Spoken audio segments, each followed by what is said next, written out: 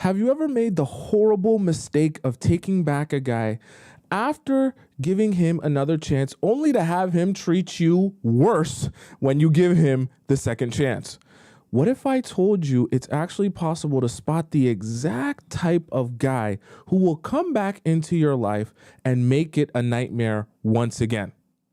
On today's show, we're going to be discussing why you should never take a man back if he does these 5 very specific things. That way you never waste valuable years of your life on a guy who didn't even care enough about you to do it right the first time. Welcome to the Players Club. If you're paying attention to me and everyone else in the live stream, please say here present so that I know you're here present and actively participating. How are all you beautiful souls doing in the chat? I feel like, what's that meme where that black guy who's like really whitewashed, he comes into the Starbucks coffee shop and he's like, how are we all doing today? What are we all doing today? You guys know that meme? I seen that. I don't know what his name is, but I seen that meme. It's pretty funny. I feel like that every time I say welcome, you beautiful souls. How you guys doing? So Sarah is here in the YouTube chat. I see we had Scotty earlier. We got Astro Queen. We got Magdalene. Me is here. Sequia is here. Mona is here. Lena Leak is here. I just answered Lena Leak's question like the other day, I think on Saturday. Welcome all you beautiful people in the TikTok chat who we got over in the YouTube chat. I see we got Ivy. I see we got Kasha. We got Miriam. We got Jaslyn. Who else we got? Is Tracy Nels here? She's usually like first in the chat. Was Tracy Nels first in the chat? Let me scroll up. No, it was Ashley was first in the chat today. And who else we got here? Venom is here. Irina is here. And of course, we got Missy America holding down our YouTube chat as our moderator and so much more in the YouTube and TikTok chat. Welcome all of you beautiful people. Good to see you on this Monday. All right, guys, let's get started today. We're going to be discussing things that you should be looking out for to not take a man back. So number 1 is the accountability avoidant. Now, something that all of you need to understand is that there are certain elements to someone's character and the way that they treat you and the way that they approach a relationship that is just not going to work. You see, if you've joined me for long enough in the Players Club, you know that we talk about a lot. What do you want and what are you looking for? What is important to you? The reason we talk about that is because even though you're the woman in the relationship and even though, yes, quote unquote, your man is supposed to lead, that doesn't mean you allow any random stranger man to lead you off of a cliff because he has no idea where he's going either. Okay. That's not how that works. You need to also approach your relationships with intention, knowing what you're looking for so that you can quickly identify in guys if they are what you're looking for or if they're not. Because a lot of you are dating and in situationships with men who are actively not what you're looking for. But rather than acknowledging that, you're coming to me and asking me, Tomisin, why doesn't he take me out for dinner? Why doesn't he ask me out on dates? Why isn't he consistent with me? Why is he cheating on me? Why is he talking to 30 different girls? Why is he sleeping with everyone under the sun? And I'm trying to explain to you, well, he's just not who you want. And you're asking me why you're not having a good relationship with the guy who isn't even the type of man you would want to be with. Okay? So you need to be identifying that first. Now, the reason I talk about the accountability avoidant and I mentioned what I just mentioned is because I need you to understand that this accountability avoidant trait is not a trait where you say to yourself, oh, this might just be something that is makes them a little bit rough around the edges, or this might just be something where, maybe it's a little bit of a pet peeve of mine, but I can work with it and I can, deal with it. This is not all of these points that we're going to discuss today are not points that you should be trying to deal with. They're not points that you should be trying to massage, and they're not points that you should be trying to work with because maybe it's just not that big a deal for you. I'm here to tell you all of these character traits, personality traits, and approaches are big deals. So when you're in a relationship with a guy and it doesn't work out, or in a situationship for some of you, and it doesn't work out, and he comes back to you ready to be with you for whatever reason, or for his second chance, his third chance, his 85th chance, you need to be recognizing if he possesses any of these character traits, nothing is going to work out. Don't even bother yourself. Okay. So when I talk about accountability avoidant, What I'm specifically referring to is guys that will come back into your life or attempt to come back into your life and specifically avoid having to take accountability for whatever it is that they did to you. So let me give you an example of that, okay? So let's say, for the sake of argument, a guy that you were talking to, he just never plans dates with you. He never wants to take you out. He never even takes this relationship seriously. All he does when he contacts you and talks to you is text you, doesn't even call you, doesn't even FaceTime you. He texts you and asks you to come over whenever he needs you. Aside from that, he doesn't speak to you. Aside from that, he doesn't check in on you. Aside from that, he doesn't try to hold any sort of conversation with you unless it's to ask you to come over to his place and for him to jackrabbit himself inside of you for 90 seconds or less, usually less. And so then you say to yourself, well, I can't work with this and I can't be in a relationship with this. This is too painful for me because I expect princess treatment and I expect you to be intentional about our relationship. And I'm not just going to be coming over here and watching Netflix with you all the time. So let's say, for the sake of example, you then cut off this guy, even though some of you probably wouldn't. Let's just say you grow a backbone, a spine, and you decide, I deserve better than this and I'm going to cut this guy off. So an accountability avoidant, what he's going to do is when he tries to weasel his way back into your life, rather than actually coming to you and saying, you know what, I was wrong in the way that I approached our relationship, and I acknowledge and understand that I was literally just asking you to come over to my place, watch Netflix, and basically get you to pay for Uber Eats while I jackrabbit myself inside of you. And that's inappropriate for what I know you deserve, okay?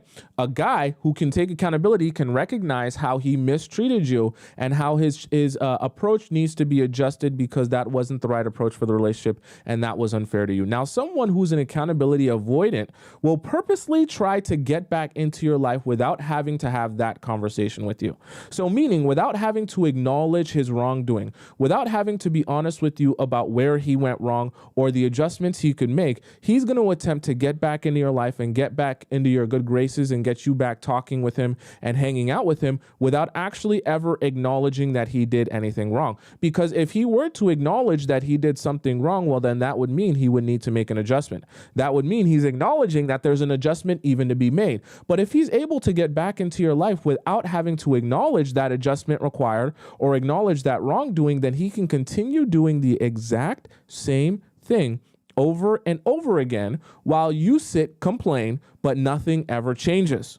Because the reality of it is, if someone is an accountability avoidant, they never want things to change, which is why they avoid taking accountability. Taking accountability is also acknowledgement that I need to make a change. And the moment he stops taking accountability, he never has to acknowledge that a change needs to be made. You just get to yap about how unhappy that you are and how much you want things to change, but nothing actually ever changes. And he stays happy because he gets to treat you the same while continuing this receive the same treatment from you. And all he has to do is endure your yapping about how you want things to change.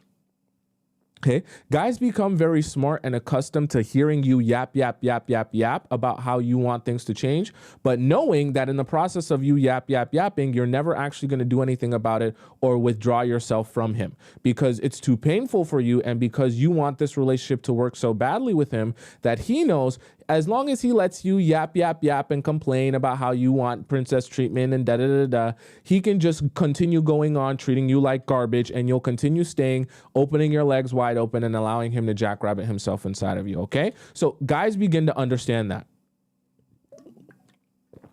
Now, once they understand that to be true and they understand that pattern and they learn you this way, they begin realizing that rather than apologizing to you, all they got to do is be strategic about how they hop back into your life with either a fake apology, an insincere apology, or an example of this, a perfect example of this, right? Accountability avoidant would be someone, let's say for the sake of example that I just gave, where the guy wasn't taking you out for dates. He wasn't planning any dates. He wasn't planning anything with you aside from spending this time with you at his place. and you had a problem with that, and so you cut him off because of that. Let's say, for the sake of example, this guy knows that he was doing that, but he also knows that he doesn't want to acknowledge that he was doing that or acknowledge any wrongdoing in this relationship. But he also knows that in about a week and a half, he's going to see you at a house party where you and your friends are going to be, and he and his friends are going to be.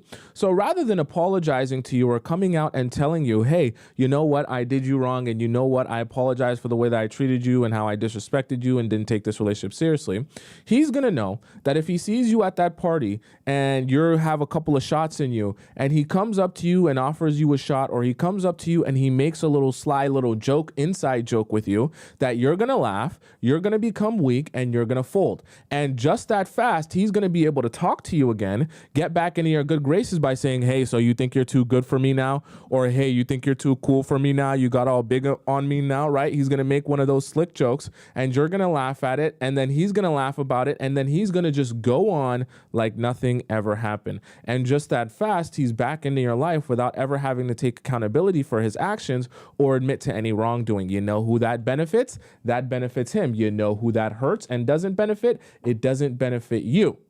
Because like I said, now that guy has the ability to get you back into his life whenever you're upset, whenever you're angry, whenever you have an issue with something.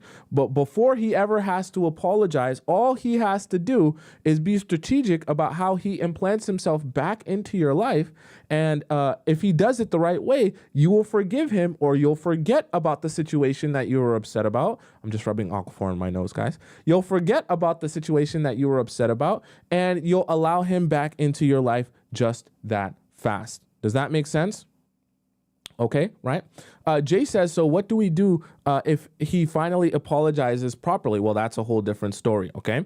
Right? These are part of the things that we want to, and also there's a way to identify an actual proper apology versus a fake apology, okay? And I have a whole show dedicated to what to do exactly when he comes back.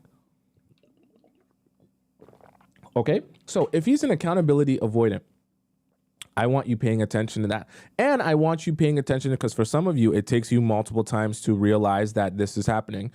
If this happens multiple times, I want you to take notice of that pattern. Take notice that that has been happening over and over again, that every time he seems to be able to enter back into your life, then it comes not from him apologizing, not from him taking accountability for what he did wrong, but it comes because he's been able to strategically weasel his way back into your life without ever acknowledging any wrongdoing. Okay, right? Miriam said Tommy should create exams for us to see how much we've really learned. That'd be a good idea. You guys want that? I could definitely do something like that. Give you guys like a workbook or something like that. I'm gonna bring my iPad on the show in probably like next week or later this week.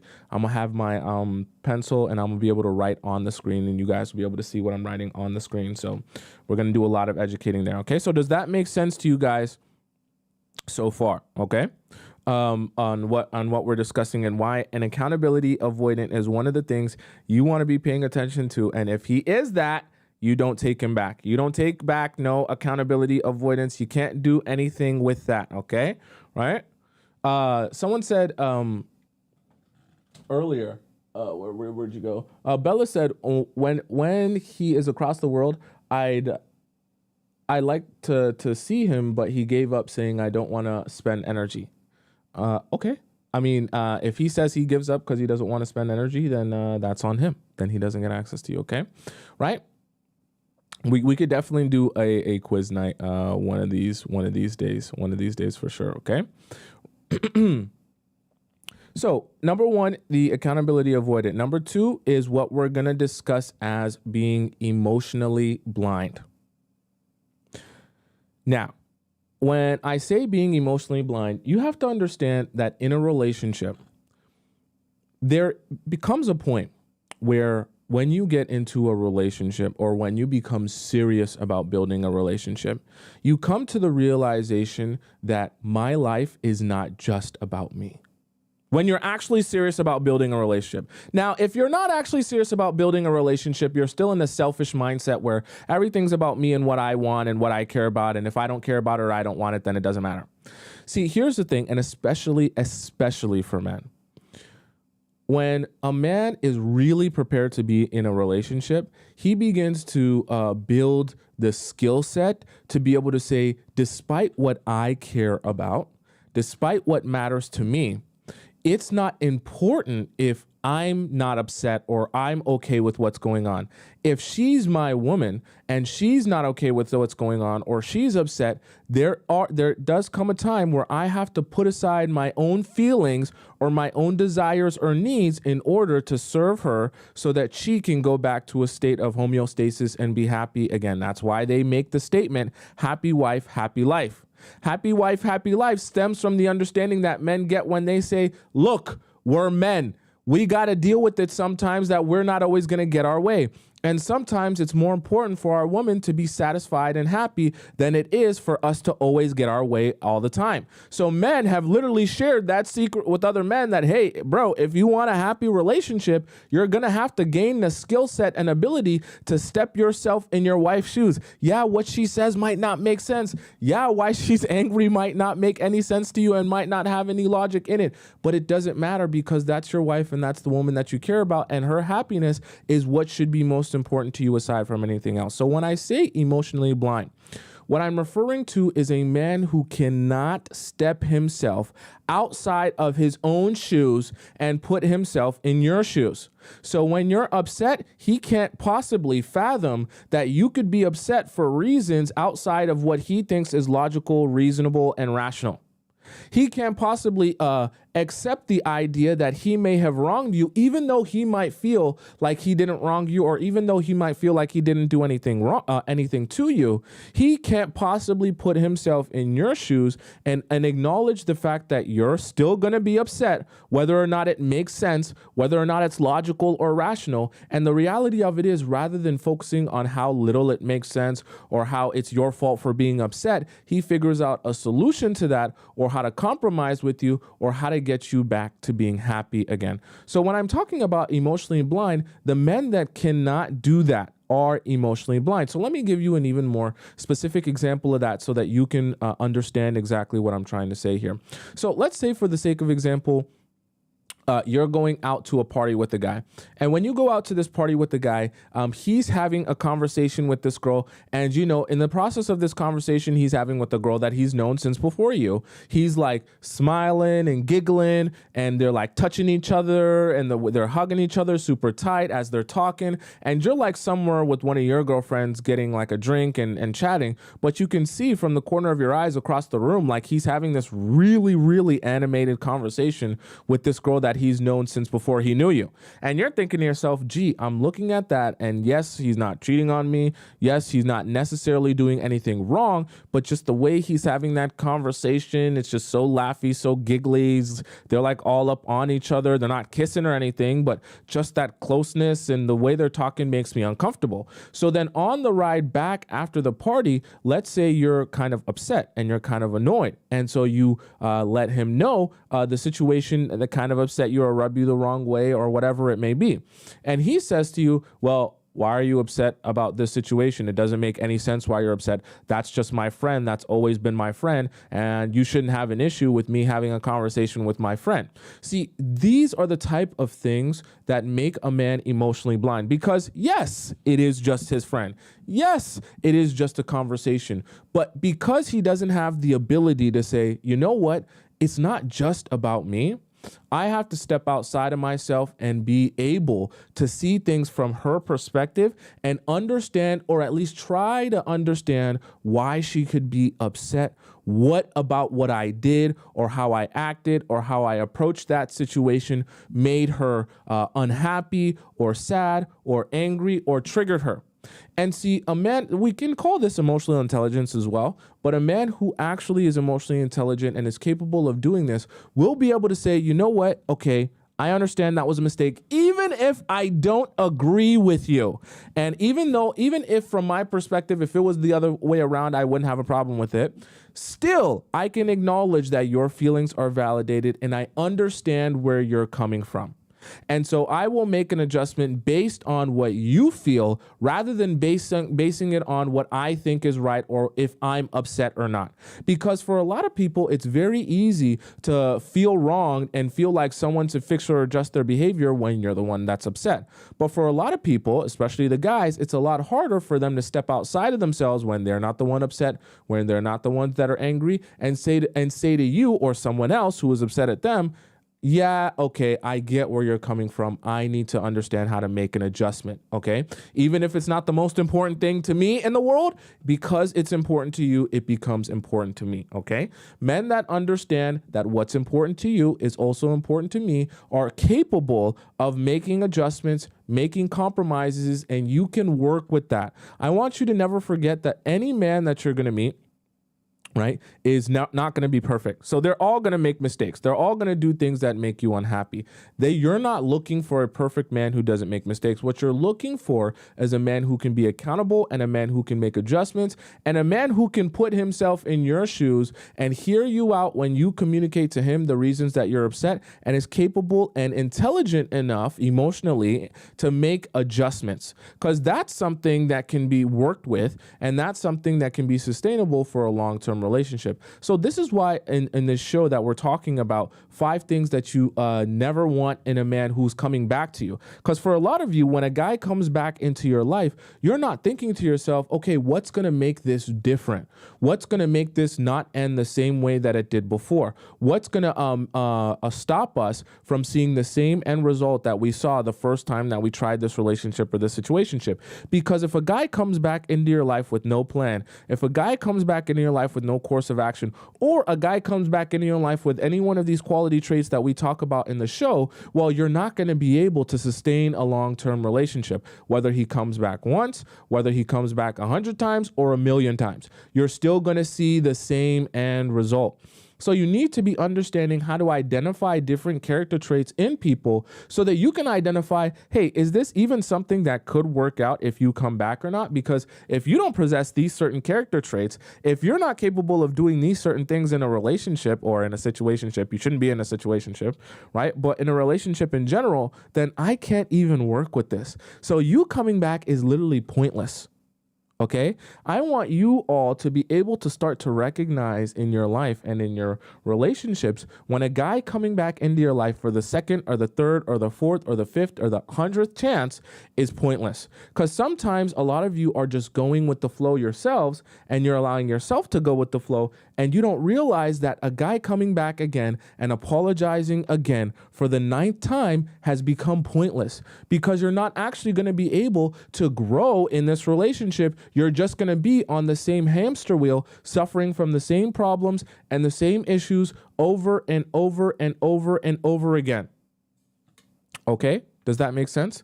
Candy says in the YouTube chat, can you repeat those 5 points? I just joined late. You're on YouTube, so you can rewind it. Okay? So just literally go to your thing and rewind them. You can rewatch them.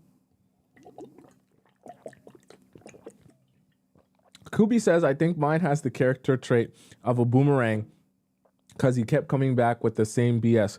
Exactly. So, and I want you guys to be recognizing that if you're in a relationship or a situationship where you feel like you're on a hamster wheel, then you have to say to yourself, wait, this is not working. Okay. And I've been here for very long. Ash says, how do you get off the hamster wheel? You just get off. You just get off. You just cut that guy off after realizing that this isn't going anywhere. Okay. I know some of you want a magic potion answer or a magical answer, but you just make the decision that this no longer serves me and I'm not going to spend any more of my time here. Okay. Right. You have to stand up for you. Okay. I said it, I think it was in Friday's show in one of our Discord questions, or was it Saturday's, where I got really angry. And I got angry because when you guys start saying things like, I wish that guy would just leave me alone, or I wish that guy would just not talk to me if he doesn't want to treat me right, or if he just wants to continue utilizing me and taking advantage of me. And it makes me mad because I always try to let you guys know you have to be the one that stands up for you. You can't wait for guys who are mistreating you and taking advantage of you to be the ones to stand up for you and stop taking advantage of you because it's wrong. they're going to continue taking advantage of you because it serves them. If they're getting everything that they want all the time without giving you anything in return, why would they ever lessen or loosen their grip on you where they no longer have you on a hamster wheel? Someone asked, what is a hamster wheel? A hamster wheel, the way I'm talking about it in this context, just means the hamster wheel of having a guy treat you wrong. He comes back, gives you a silly fake apology. You forgive him thinking that things are going to change, and then things never change. They might change for literally a day, and then he goes back to doing the same thing, and then you're upset again, and then he apologizes again, and then he does the same thing over again, and you're on a hamster wheel, constantly forgiving him and then going through the same cycle of emotions over again. Okay, that's the hamster wheel that I'm referring to, and we don't want you guys on that, which is exactly why we're having this conversation today, because some of you get really confused when a guy comes back into your life as to what to do or what direction to move in or what to be looking for. Okay, so what the hell just happened? Okay, so number one was accountability avoidant. Number two was being emotionally blind. Okay, number three is number three. Okay, we'll call this stop pooping time because I actually think this is a really important point for some of you to realize, and it's a nuanced point, so I want you guys paying attention. So now you stop pooping. If you're pooping, snip it off, suck it back in, and take your hand out of your pants. You're paying attention. You're looking in my eyes now. Number three, you cannot work with a guy who is romantically unmotivated. Okay? The reason I said this one requires nuance is because this is something that a lot of you don't really notice. See, here's the thing. If you're in a relationship with a guy, there's a couple of realities that need to be faced, okay? If he's in a relationship with you and he's supposed to be attracted to you physically and emotionally, you're a woman. So like we need to acknowledge that. Yes. Of course, we talk about not desiring, needing attention and validation so much that you allow it to ruin your life. But of course, if you're in a relationship with someone, you're going to want attention. Of course, you're going to want him to care and see you and compliment you and all that good stuff. That doesn't make you a bad person. But here's the thing. You need to identify within your relationship and the guy that's trying to come back into your life if he is romantically unmotivated. Because here's the thing that some of you are going to face, and I'll give you an example of this. Some of you are going to be in situations where the guy that you're trying to date, that you're trying to turn into a boyfriend, literally doesn't want to do anything with you. For example, some of you are frustrated that the guy that you want and you want to build with never asks you out on any date. All he wants to do is sit at home and sit on the couch and watch movies and have pineapples with you. And you're sitting there wondering, well, what can I do to get him to want to go out? Because every time I mention going out, every time I mention doing something nice, he just says, oh, I'm too busy, or oh, I'm too tired, or oh, I just would rather us stay at home so that I can relax, so that I can have peace. And you're thinking to yourself, well, Tomisin, what am I supposed to do? I mean, he doesn't want to go out because he says he's tired, because he works, because he does this, and because he does that. And see, you're in a situation where the guy that you're dating is romantically unmotivated because, yeah, we're all tired. Yeah, we all have work. Yeah, we all have things to do. Yeah, we all like to relax. But the thing about it is, a man who is romantically motivated, it doesn't matter how tired he is, right? It doesn't matter how many hours he's worked. It doesn't matter, how much peace he desires. He wants to do something for you because he likes you, he wants you, and he wants to impress you. So here's the issue that some of you are going to face with the guy that's coming back into your life or you're on this hamster wheel with, is he is romantically unmotivated. So he literally cannot do anything more than the absolute bare minimum for you. And it becomes like pulling teeth anytime you expect from him or desire from him to do just a little bit more than the absolute bare minimum. So you're frustrated because you're thinking, how do I get my boyfriend to act like a boyfriend? I think mine's broken. I'm not sure how to make this one. I can't wind it up properly because I see other girls go taken out on dates and fancy gifts and all this stuff, and he'll treat her right and he'll give her surprises. And I'm sitting here like, I literally would, I would love it for us to just like go out to like McDonald's together. Like me and him just going out to McDonald's, and maybe he plans that in advance. I would be perfectly fine for that because I don't even get that. All I get is sitting at home, and I get Uber Eats, and I pay for the Uber Eats. And we watch the Netflix on my account. And so some of you are with a guy who is romantically unmotivated. And so the reason I talk about that is because that's one of those character traits that you can't do anything with. So when a guy comes back into your life and he's romantically unmotivated, there's nothing you can do to work with that. There's nothing you can do to build off of that. That's not like a pet peeve character trait. That's not like I just don't kind of like that, or that just kind of bothers me. That's one of those character traits where you literally cannot work with or grow a relationship out of. It's like inhabitable soil. Think of your relationship like a plant, like a seed that needs the right type of soil in order to germinate and grow. If you're in a relationship that exists with a romantically unmotivated man, that is the wrong type of soil that no plant can ever grow out of. Your relationship will never be able to grow out of that. Because what are you supposed to do with a guy who you're in a relationship with who isn't even romantically motivated in your relationship to do anything with you or for you? You're going to be the one having to be the boyfriend and the girlfriend. You're going to have to give yourself princess treatment while simultaneously giving him princess treatment. So you can't work with that. You can't do nothing with that. That's not going to work for you. So this becomes another one of those reasons why don't even bother taking a guy back, because you're just going to end up on a hamster wheel, even more frustrated than you began when you first saw the guy or when you first started spending time with that guy. You understand what I'm saying? Right? Ivy says, I got asked to plan the first date. I think that is a red flag. 100%. 100%. Ivy, you're an A+ student. That is a perfect example of a romantically unmotivated man. See, when guys start asking you to do the work for him, right? I want you to plan the date. I want you to say where you want to go. I want you to tell me when you're free. I want you to tell me how much you like me and what you want to do with me and when you want to hang out and stuff like that. When he starts asking you to do all of that work so that he doesn't have to do that work, that's a man that's romantically unmotivated. So when you find yourself, even in general, whether it be the first time or he's coming back for the 8th time, right? When you find yourself in a relationship like that, you need to be saying to yourself, I can't work with this. I can't work with this, and I shouldn't even entertain us trying to build a relationship out of this because I can't. What are you supposed to do with a guy who is asking you to plan the dates? What are you supposed to do with that? What are you supposed to do? Because if you plan the date the first time, what do you think he's going to expect the second time? That you plan the date again. What do you think he's going to expect the third time and the fourth time? And if you're going to plan all the dates, you might as well date yourself. Why are you dating a man who's going to make you plan all the dates? It don't make a damn bit of sense.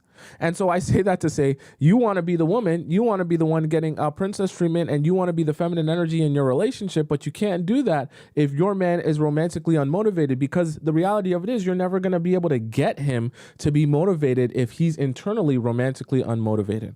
And some guys are like that, where they just don't have the motivation to do anything for the woman that they're with. Now, that doesn't mean that they'll never have romantic motivation, because I'm sure some of you have noticed being with the guy who was romantically unmotivated with you, but then you see him start dating another girl and all of a sudden he's doing the absolute most for her. Or some of you have been in the situation vice versa. The girl who he was with before you maybe wasn't giving him, or he wasn't giving any princess treatment or doing anything for. Then when he was with you, he did the most for you. Okay, it happens. So I want you to be aware and be self-aware whether you're actually receiving that from a guy or whether you're with the guy that's just romantically unmotivated with you, because that's not gonna, that ain't gonna work for you. Okay, right? A. Joseph says I've been on both sides. It's true, right? And it's a good habit to practice, to recognize if you're with the guy who is romantically motivated or not. Okay, right? House of Queens says, if he is not a type of person who talk what he feels and we stop contacting, how can I make him ask? You don't make someone contact you. Okay, that's not how that works. Okay, that's not how that works.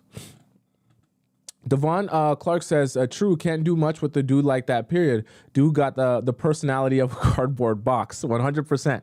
100%. Don't be trying to think, guys, how you can turn a man who is romantically unmotivated into a man who really wants to do the most for you. He either got it in him or he doesn't. So when a guy comes back into your life, usually the romantically unmotivated men are also going to be trying to do the absolute least when it comes to getting back in your good graces, right? They're usually going to be in line with someone who doesn't want to take too much accountability and tries to weasel their way back into your life without actually apologizing for anything or without actually making a change. Why? Because they want to continue doing the absolute bare minimum. Okay, right? Vanessa says, can they get emotionally motivated over time? Does it take guys longer? 100%. Guys can become emotionally motivated over time.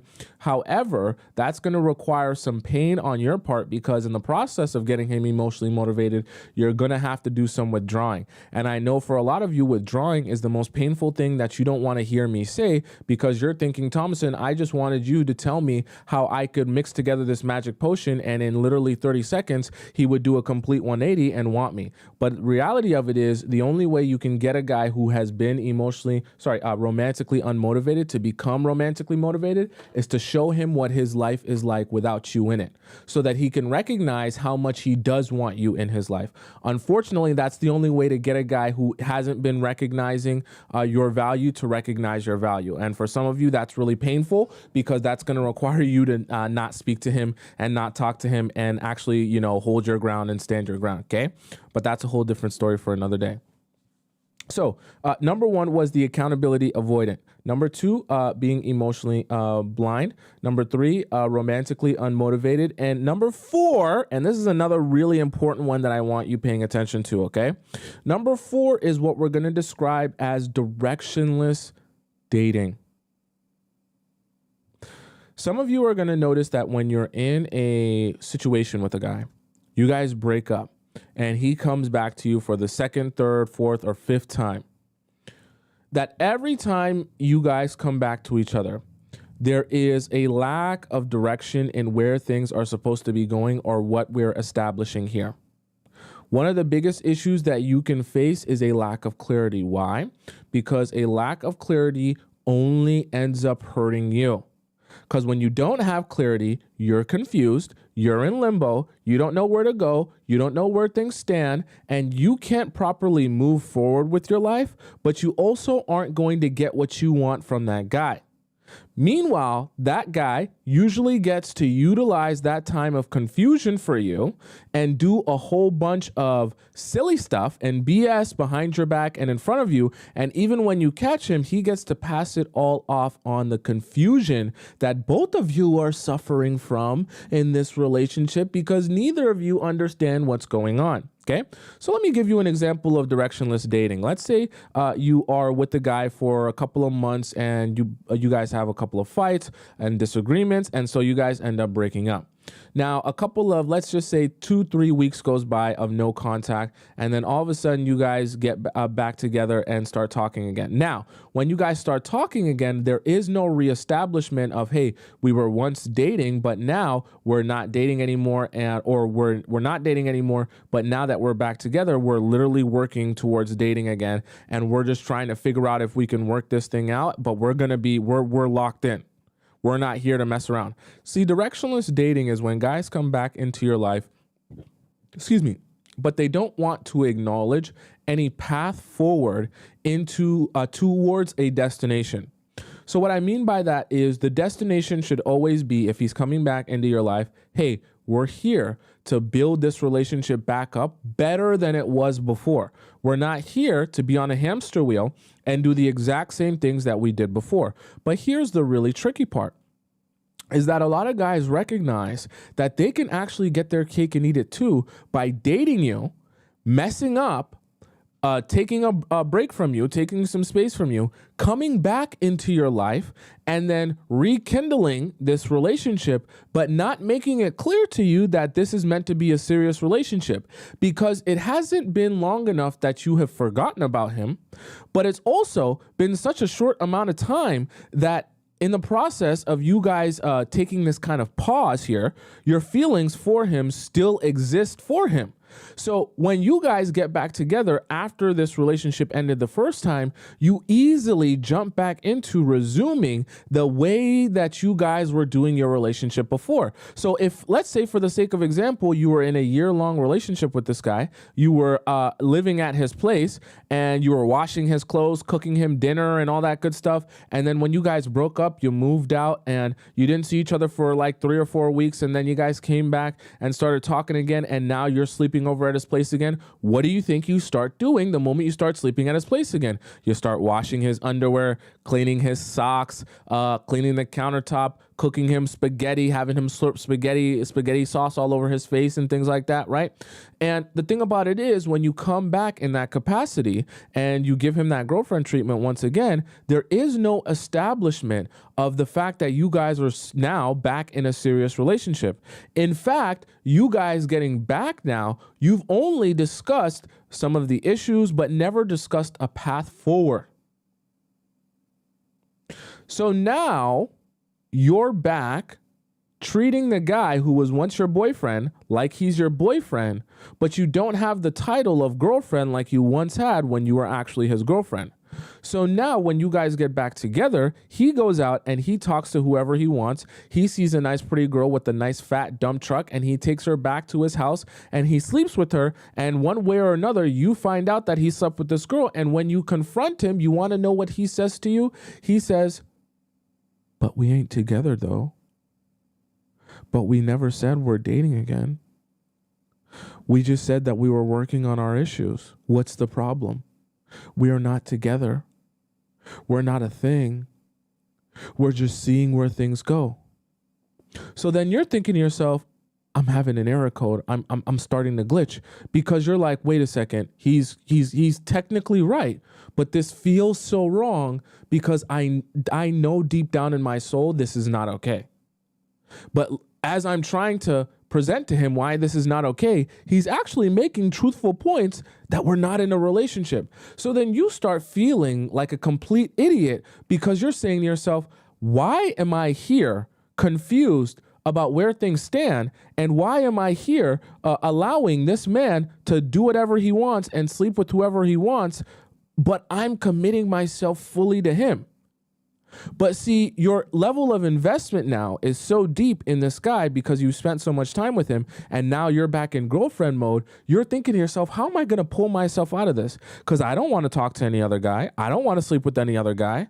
But now he's literally telling me that he has an excuse and a get out of jail free card to be able to sleep with whoever he wants and do anything with whoever he wants whenever he wants. And I'm basically here left not being able to say anything or address anything and continue to be in limbo. So you're in a situation where you're directionlessly dating. So see, this is the thing. You need to be, when you're meeting guys for the first time, the second time, the third time, you need to be identifying patterns in whether or not he is someone who directionlessly dates, is just willing to hang out with you as a friend while he treats you like a girlfriend, but you're not his girlfriend, but you're confused now because down the line, he's now treating another girl like his girlfriend. Okay? Because directionless dating is not just guys playing you. Okay? Directionless dating is not just guys pretending like they want to date you and then sleeping with you and then saying, oh yeah, it was all a lie. Directionless dating is also the guys that will convince you, hey, we're friends. Me and you are just friends. Meanwhile, they'll proceed to treat you like a girlfriend. That's still a version of directionless dating. Are you following me? Because you're still confused where things stand. Even if he's treating you well and you're like, wow, this is really good treatment, I really appreciate this. The fact that he doesn't make it clear why he's treating you this way and what the end goal is confuses you. And so you're in limbo. And that confusion, like I said, only leads to heartache, only leads to pain, only leads to suffering. Nothing good ever comes out of confusion. You always want to be striving for clarity. And a lot of guys that you date are going to come to you from the standpoint of directionless dating. They just want to date you in a way that is not categorized as you guys being together, but it's a cool thing and it's a chill thing and you're besties and everything's a vibe and so much vibes are going on that you don't have time to worry about categories or titles or anything like that. See, let me tell you a secret. Let me tell you a little secret. Shh, don't tell anyone I told you. The only people that want to convince you, and I'm telling you this as someone who's literally tried this myself, the only people that want to convince you that titles are a bad thing or titles are too much pressure or titles are a distraction, the only people that want to convince you of those things are people that want to actively avoid categorizing your relationship so that there are no expectations. Because you know how you can't be mad at me, you know how you can't blame me or call me a bad person is if I set zero expectations for our relationship and zero standards for our relationship or what we're going to be, so that when and if I mess up, you can't blame me for telling you one thing and doing another. I got to say, well, I didn't know. If you would have told me, I was confused. We were confused. If we had just, I didn't know that we were doing a thing where I don't get to sleep with other people. I thought I was just jackrabbiting myself inside of you for enough time while we enjoy each other's company and while we eat dinner together and while we sleep in the same bed every single night and you spend 7 days a week at my place. And I thought we were just doing a casual thing. Okay?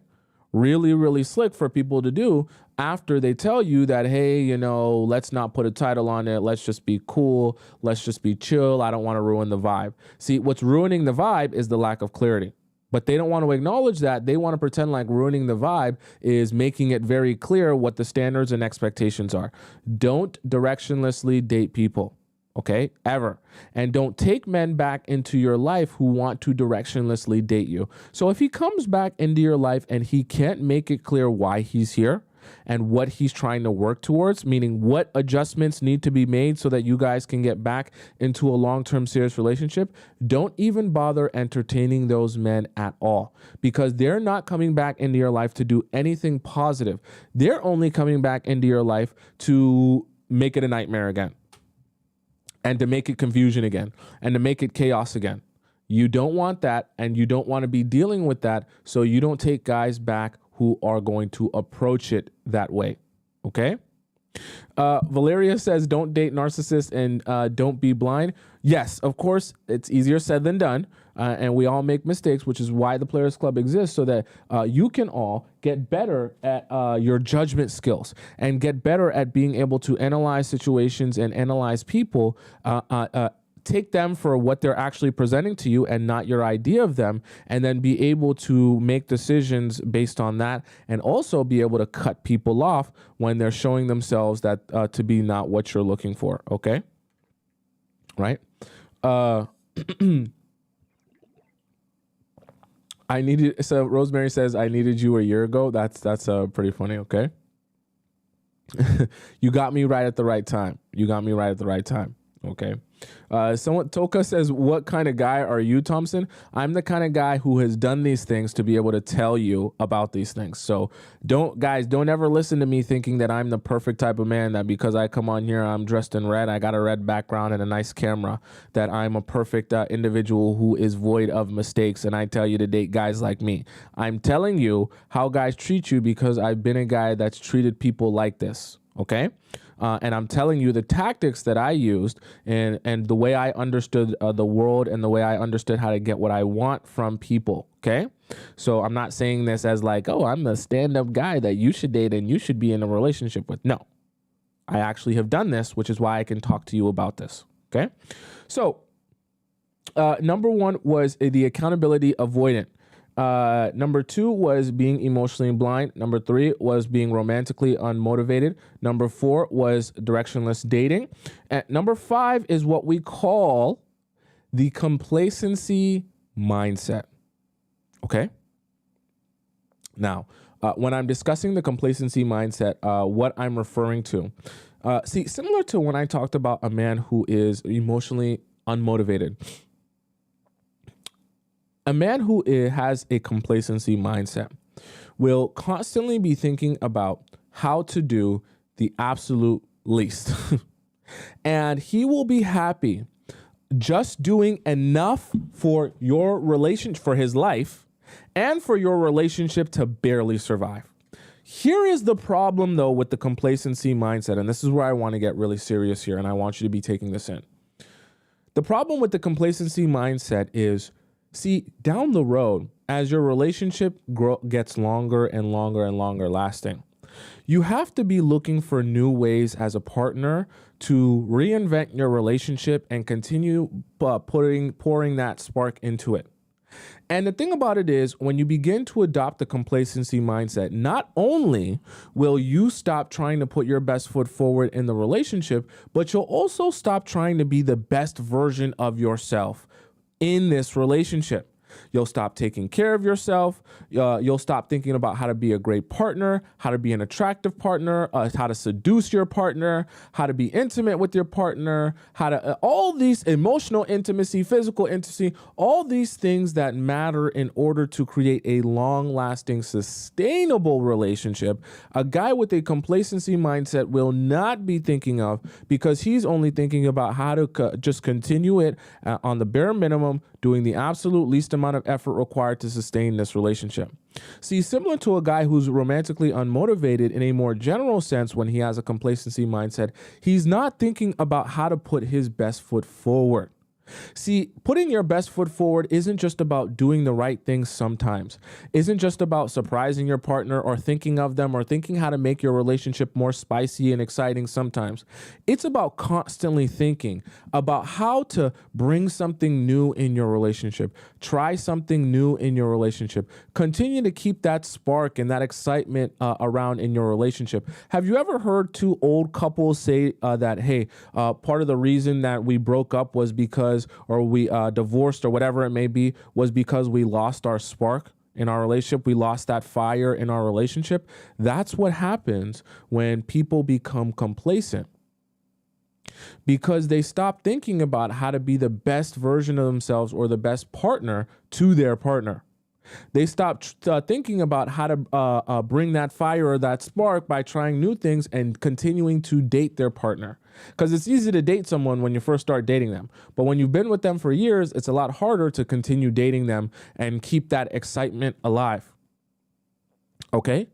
And so the reason that I bring this up is because when you're thinking about taking a man back, right, when you're really considering what he brings to the table and whether or not this is a good idea to bring a man back into your life or reintroduce him back into your life, you need to be thinking to yourself, what type of mindset do you even bring to this relationship?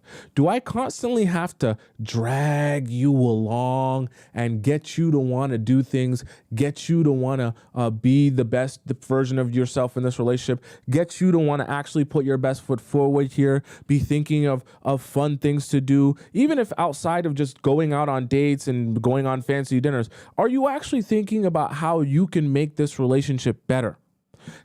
Continue to bring the spark and excitement here? Or are you only thinking about how to just keep this relationship coasting and never trying to try something new or escalate it or grow our bond or grow our connection here? Okay?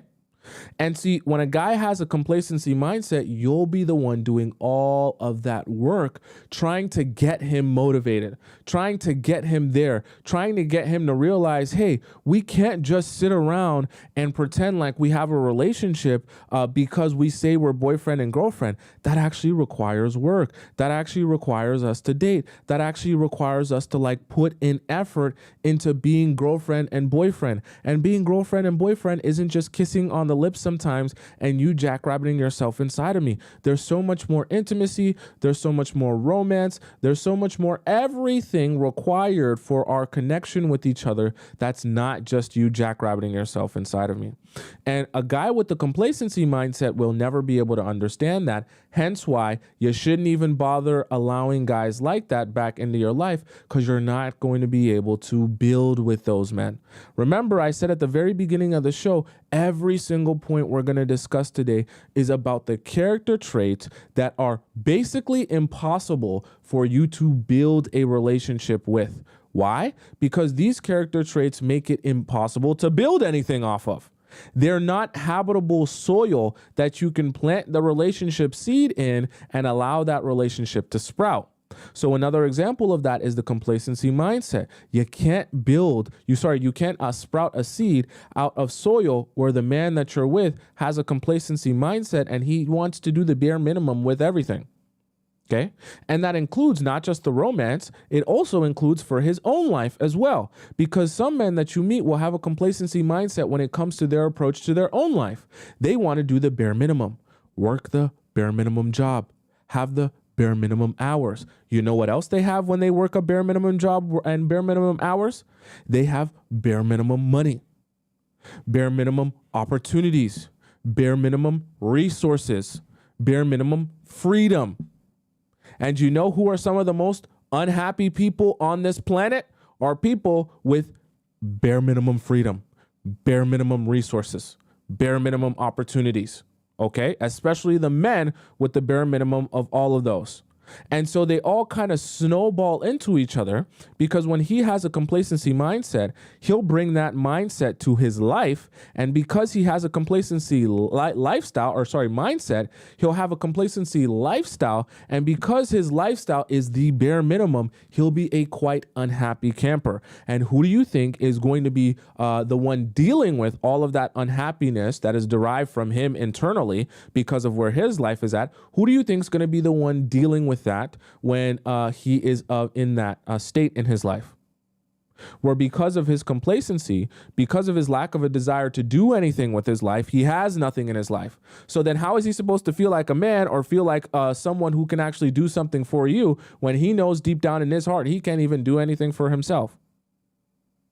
Sounds silly, and I know for some of you, you're like, Thompson, that kind of sounds kind of shallow. Are you saying that I should only date rich men and I should only date men who have a lot of money? No, I'm saying you should only date motivated men, okay? There are even men who aren't rich that are still motivated that will eventually get to where they're going. But the men who are unmotivated can't do nothing, and they can't do nothing for you. And they won't fulfill anything in their life, and you know who they're going to blame when they don't fulfill anything in their life? They're going to blame you. I'm just being real with you, okay? It's part of the reason why I get so upset when guys are playing video games that aren't in a place in their life where they want to be. And they're wasting their life away playing video games when they should be grinding for whatever it is that they need to be grinding for, okay? Pursuing whatever it is that they need to be pursuing. They're sitting around twiddling their thumbs, playing silly video games. Don't get me started. I'm going to get mad. Okay, right? So don't be with a man who has a complacency mindset. Okay, right? Elevate says married a rich man and he isn't the best husband. He is just like the guy you're talking about. Well, obviously, dating a guy who's rich is why I also don't advise you guys to be only focused on money. Dating a guy who's rich isn't going to solve all your problems, okay? There's much more to the relationship than just the money. But when I'm talking about rich, or even if I say the word rich or wealthy, I'm not even really talking about rich in terms of financially. I'm talking about rich and wealthy in a mindset, right? Motivated in a mindset, wanting to get after it in a mindset. That's when a man is at his best. The lazy men who don't want to do anything with their life, who want things to come very easy to them. We call them microwave men.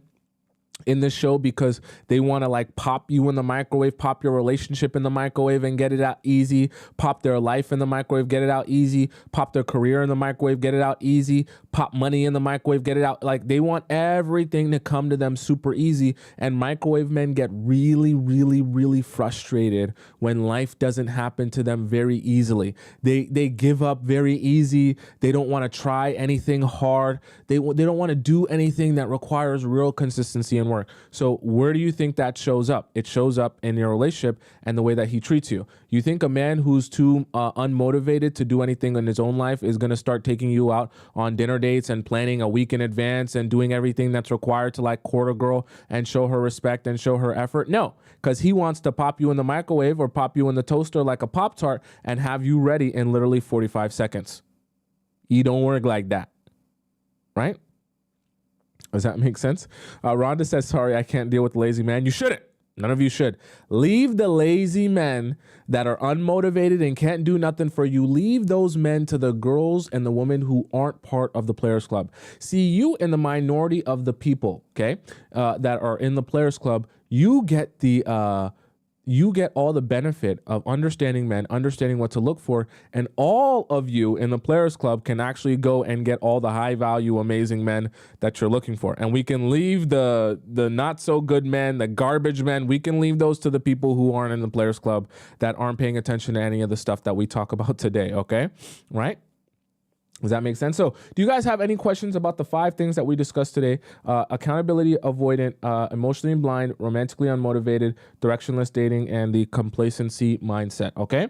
Rosie says, does demand and supply work in relationship? The idea of it work in relationships? 100%. 100%. In fact, it's kind of the essence of what attraction is in relationships, is supply and demand. Not that you're a product, but you have to understand that the business model of supply and demand stems from human psychology. And that's why products sell, because of that human psychology. So it's the same thing when it comes to you and people's attraction to you. As you are in demand more and you're in supply, right? Meaning you're less available to other people, your value in people's eyes, that's just in general, increases.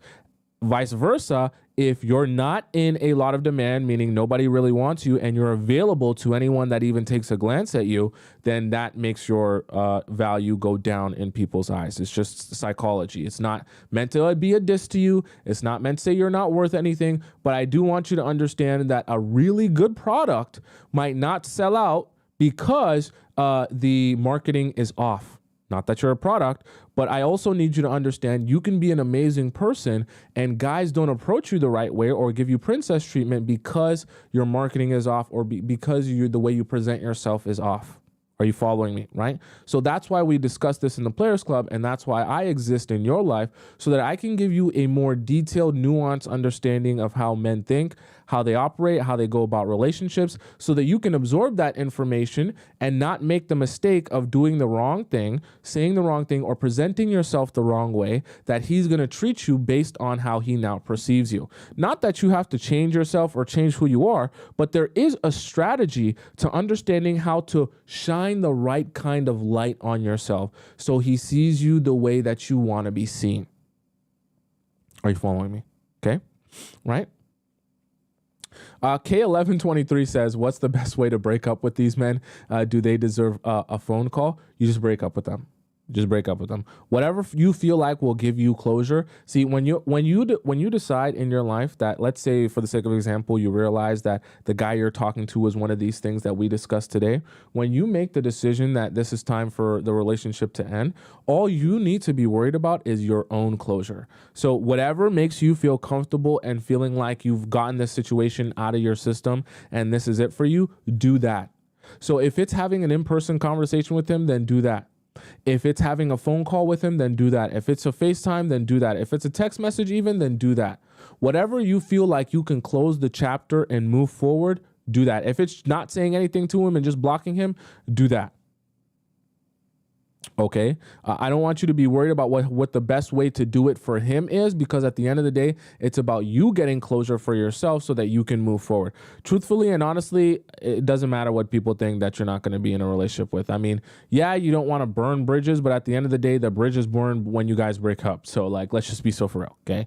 If you're breaking up with someone because they weren't treating you how you expect to be treated, don't be so worried about what the right way to break up with them is. Just break up with them. Okay. Right. Nina V says, sometimes during a breakup, you see there's not even a point to discuss things with him anymore. Sometimes that is true as well, right? Sometimes in a breakup, you'll realize me telling you all the reasons that I'm breaking up with you now at this point is kind of pointless, because all you're going to do is try to defend yourself.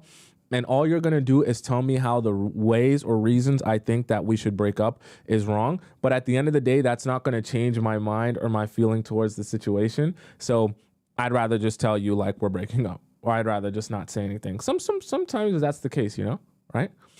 Kaya says, I told a guy, let me scroll up here. Kaya says, I told a guy I was interested on, and that I didn't know he had a serious case of, I think you might say he was emotionally unavailable. Part of the things you have to be looking at. Maggie says, when dating, should I let a man always lead in communication as I do nothing? He is very cons. What do you mean cons?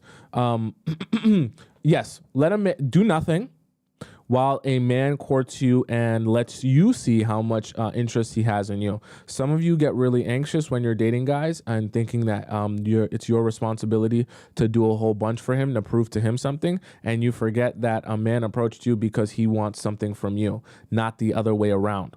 Okay? Daddy says, can emotionally unavailability be worked on with guys? 100%. No. Maybe we have a show on just emotional availability, guys, because I feel like some of you are really confused when it comes to this.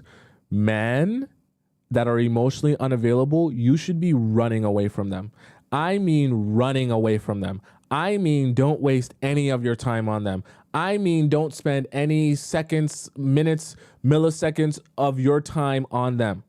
It is not, and will never be your job to get a man who is emotionally unavailable to be emotionally available. He has to do that work for himself so that he can work through whatever situation that he was in and decide for himself, okay, now I'm ready to date. You can't speed a guy up in being ready to date and being ready to be in a relationship, okay? That does not work like that. And if you're waiting, so this is why I tell some of you, and I'm not to be mean, this is why I tell some of you who are dating married men or asking me about questions, oh, how do I get this guy who has a girlfriend to like me? This is why I tell some of you, you better not even waste your time, because you're never going to be the priority to a guy who's married or a guy who has a girlfriend. So this idea that you're going to make a guy who has a girlfriend or a guy who's married emotionally available to you is ridiculous. And you're putting yourself on a hamster wheel of pain and confusion when it's actually really clear what this is. And you're sitting there wondering, why can't I get treated like a priority when he has a wife and children? It's because he's got a wife and children. That's why. And for some of you, he's got a wife, children, and grandchildren. Okay? And you're wondering why you can't be the priority. That's because you'll never be. Okay? Dopamine Drip says, why do emotionally unavailable men even date? Why do emotionally unavailable women even date? Right? Why does emotionally unavailable anyone even date? Because everyone wants their cake and eat it too. And not a lot of people are willing to be honest with themselves about where they're at mentally. They'd rather forget about the last person they dated by dating someone new and filling their mind and brain space with the new person than actually work through the situation that they were once in and heal from it. Okay? Healing and working through a situation and acknowledging what happened is very painful. It takes a lot of work. It takes a lot of effort. And so most people don't want to do it. They'd rather just forget about the last person they dated by dating someone new so they can put a Band-Aid on it and never actually have to work through it. That's the easy way out. So that's the choice that a lot of people choose, which is why you end up finding yourself dating some guys who are emotionally unavailable. But it's not. I want you to stop thinking, oh, why would an emotionally unavailable man date me? You're so wrong for that. And I want you to start thinking to yourself, how can I quickly identify the guys who are emotionally unavailable so I don't waste my time with them? Because similar to when I talk to you guys about, hey, don't be sitting here blaming guys who are taking advantage of you for not letting go of their grip on you and just stop talking to you because you can't help yourself. You need to start taking responsibility for yourself and saying the moment a guy starts taking advantage of me or disrespecting me, he will never have access to me again. I'm not waiting for him to. Why would a guy who's taking advantage of me and getting everything he wants be doing me a favor by leaving me alone so that he can no longer take advantage of me? It doesn't make sense. If you're going to continue allowing it, he will continue doing it. Right? Does that make sense? D Single says, how about if a married woman who is dating young guys? I think some of you have the wrong idea of why we call this show the Players Club. I do not advise any of you to be dating married people or to be married dating other people or to be dating someone and then trying to date other people. I feel like maybe because it's titled Players Club, some of you come in here confused about what we actually do here. It's called the Players Club because we want to put you in the player's mindset so that you can understand how they think and how they operate. It's not called the Players Club because I'm teaching you how to have 35 boyfriends while you have 3 husbands. That's not what we teach here. And I also don't teach you how to date multiple married men. Okay, that we don't do that here. Okay, maybe somewhere else on some other show with some other content creator, they do that. That's perfectly fine. You go over there. I don't advise you guys to be doing that. I don't even advise you guys to be having a roster. So I just want to clear that up so that none of us are confused here. Okay. Married women. And while I can't tell you how to live your life, I don't think that you'll see very good results in your life or very good karma in your life if you're married, dating younger men. Okay. But that's a whole nother story for another day. Okay.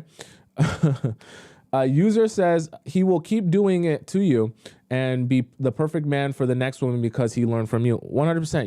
You can't wait on guys to treat you right and hope that he'll learn his lesson and start treating you the right way. You just have to have that respect for yourself. Okay. Tati says, have a roster of single men. I don't advise any of you beautiful souls to have rosters, not because I think you're incapable of it or not smart enough to juggle it. I just don't think that it serves you because you'll start spreading yourself so emotionally thin that you're not properly able to absorb and analyze the situations and the people that you're with. Have you guys ever, and I don't want to get too off topic here, but I just want to speak to this point. Answer in the chat for me. Have you guys ever watched the show on Netflix, Love is Blind? You know how on Love is Blind, where at the beginning, they're all dating each other and getting to know each other and writing each other's and like they've never met any other people here. And there's like 20 people to get to know on that first couple of days. Have you ever noticed that in Love is Blind on the first couple of episodes, everyone has a notebook with them, right? Everyone brings a notebook with them and they're writing down people's names and their answers and everything that they're talking about in this conversation. Why do you think they're writing that stuff down on a notebook? They're there. You're having a conversation with someone, you're there, you already know what they said. Why do you need to write it down in your notes? Just remember it, right? You would think so, right? But what you don't understand is that as human beings, we have what's called emotional bandwidth. And emotional bandwidth is essentially like, think of it like a memory card, like a computer. We only have a certain capacity to be able to absorb people, learn about them, understand them, deal with their emotions, and take them in as a human being, right? Until we stop being able to absorb any more information. After a certain point where all the information is just going to become jumbled up and we're going to forget, wait, but was that guy that made me laugh, was that John or was that James? The guy that I shared a lot of interest and hobbies with, was that was that Jordan or was that John? I can't remember. Guy number 3 or guy number 32. And so your emotional bandwidth starts getting spread so thin because they're dating multiple men on the show. So they have to bring their notes in order to be able to look back on their notebook and say, okay, yeah, James was the guy I really got along with. He's got one kid. His kid's 3 years old. He's been divorced. Okay, John's the guy who's single. He's a little bit on the younger side. I laughed with him, but I think he might be a little bit immature. And so when you start dating multiple people, when you get that roster, you literally have to start keeping notes just to remember and keep track of where you're at emotionally with each person. And so I say that to say, you having rosters is going to spread you so emotionally thin, it's going to become very difficult for you to absorb people and understand them and analyze their behavior and analyze how you feel about them in this relationship. And what you're going to end up doing when you have a roster, this is going to become natural because you have so many options. You're going to be willing to deal with more BS from each person because you're going to say to yourself, hey, the ways that you don't work for me in this relationship, I don't really have to care about those ways because the second guy or the third guy, they have those issues fixed and they don't have those issues. So rather than dating one person who's actually what I'm looking for, I'll basically date 4 guys who are all kind of what I'm looking for and kind of not what I'm looking for. But if I mix them all in the right way, they'll be just enough of one guy that I'm looking for by and not working with me and working with me in the ways that they do. So you'll basically create a boyfriend out of 4 or 5 men instead of creating a boyfriend out of 1 man. The problem is you can only be in a relationship with 1 guy. So eventually you're going to have to choose 1 guy. And when you're choosing that 1 guy, you're going to realize that no matter which one you choose, it's always going to end up being someone that you don't want because you were only dating them when you had a roster of people to choose from, but you weren't actually going to date them if they were your only choice. Okay, does that make sense to you guys? Sorry for the little glitches there. Don't worry, it'll return here in a bit. All right.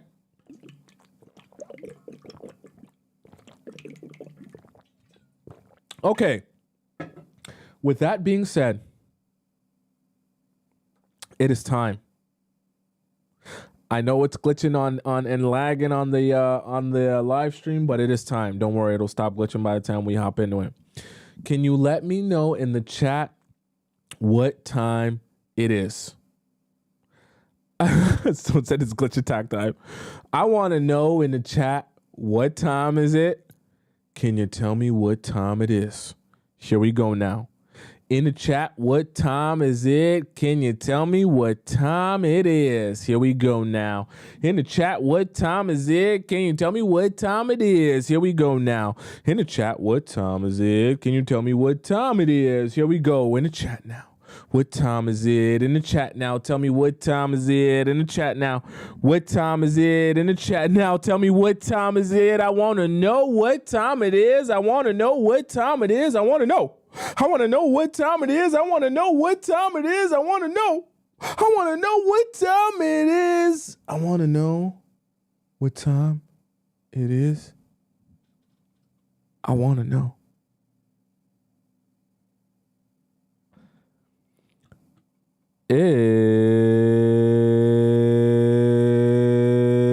It's glitching a lot.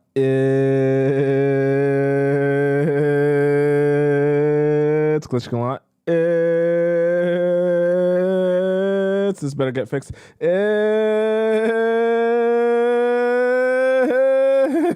It's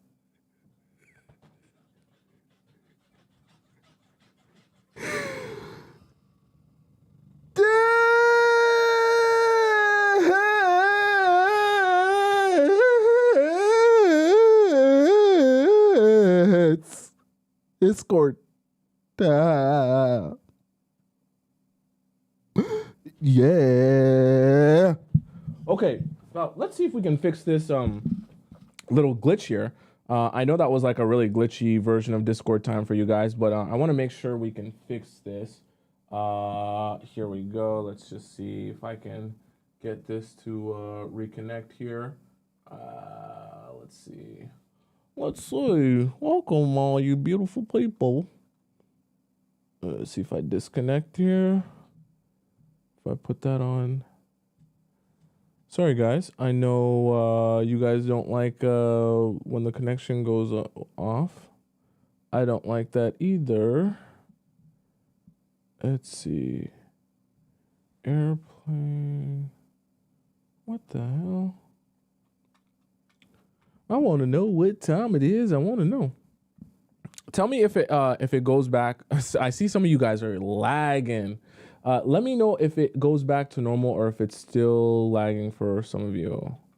Let's see. I'm gonna go back. We go here. Excuse me. Okay. Let's head over into our Discord, where we can get this thing started, and let's hope that it doesn't continue this. Someone says not glitching anymore. Okay, good. Okay. So for those of you who are confused about what that whole thing was, essentially what Discord time is a time in the a beautiful time. It's a time in our Players Club Discord that we have here, where all the beautiful members of the Players Club get an opportunity to ask me a question about their relationship or their situationship, and I answer their situation live on the show, okay? So you have multiple ways that you can submit in your question into the Players Club. So the first way is to send your question into the free relationship advice section, and the free relationship advice section is you can just put in your question, fill in the title. This is funny. Fill in the title, and I will answer your question. But you have to keep in mind it's first come, first serve, and there are a couple hundred, well, hundreds at least, of questions for me still to do.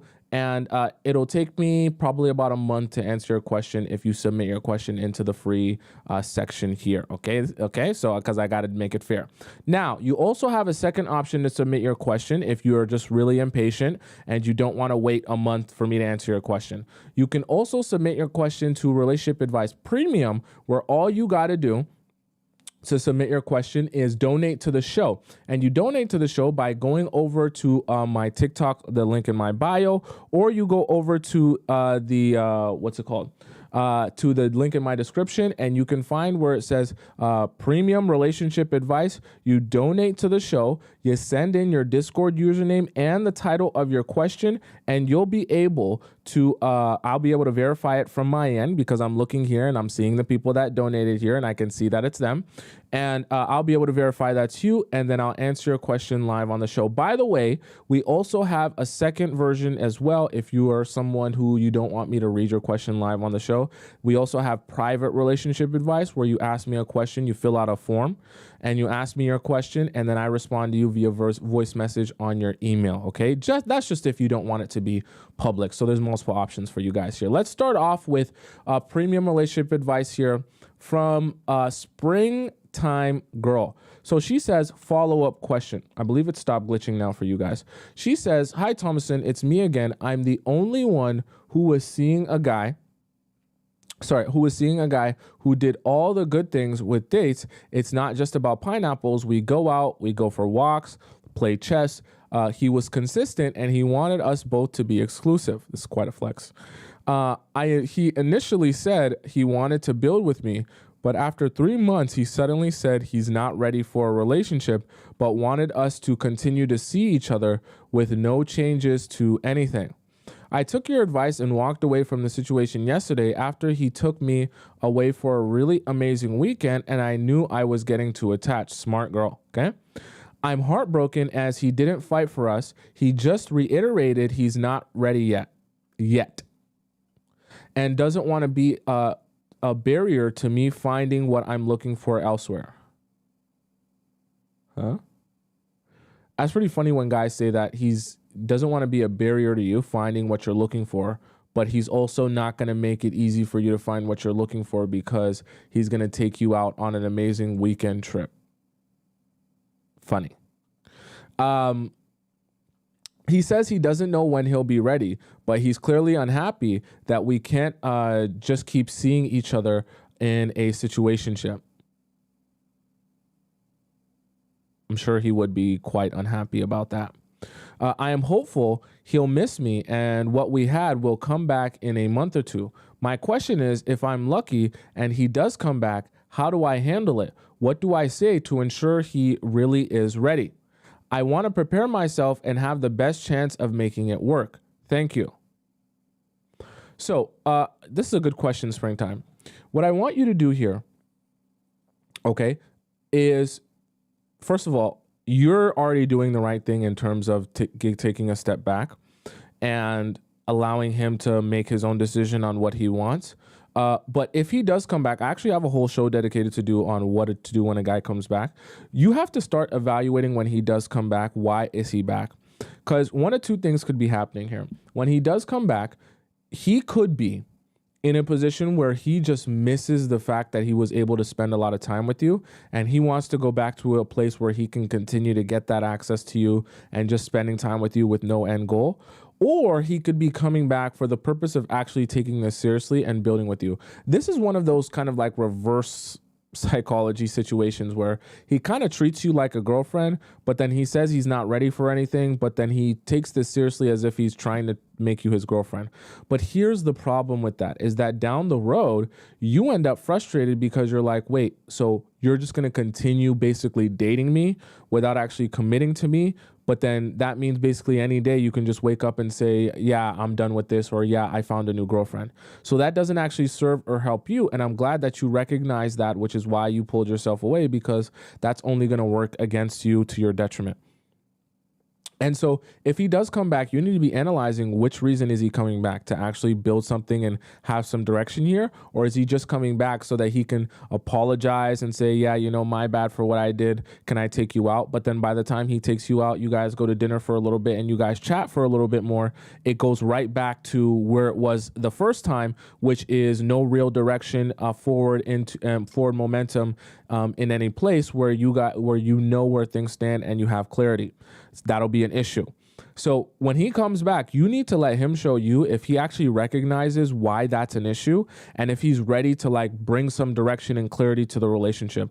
If when he comes back that first time he starts talking to you again, calling you, or he asks you to meet that first time and you meet with him and you don't hear him talking a lot about clarity and talking a lot about what he's like ready to actually build with you and what his plan is, what the course of action is, the next steps are, then you know he's just here to continue doing the same thing that he was once doing. And sometimes guys will be tricky with this, is that when they'll come back into your life, they'll start telling you what you want to hear so that you'll entertain them again, but then they quickly go right back to what it was that they're doing. So one of the real good ways to spot that is to start asking him questions to see if he has a course of action.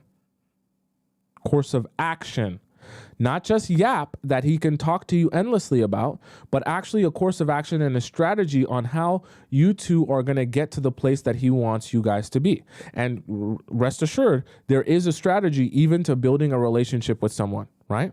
Like, and I want a course of action to even building a relationship with someone and making them your girlfriend.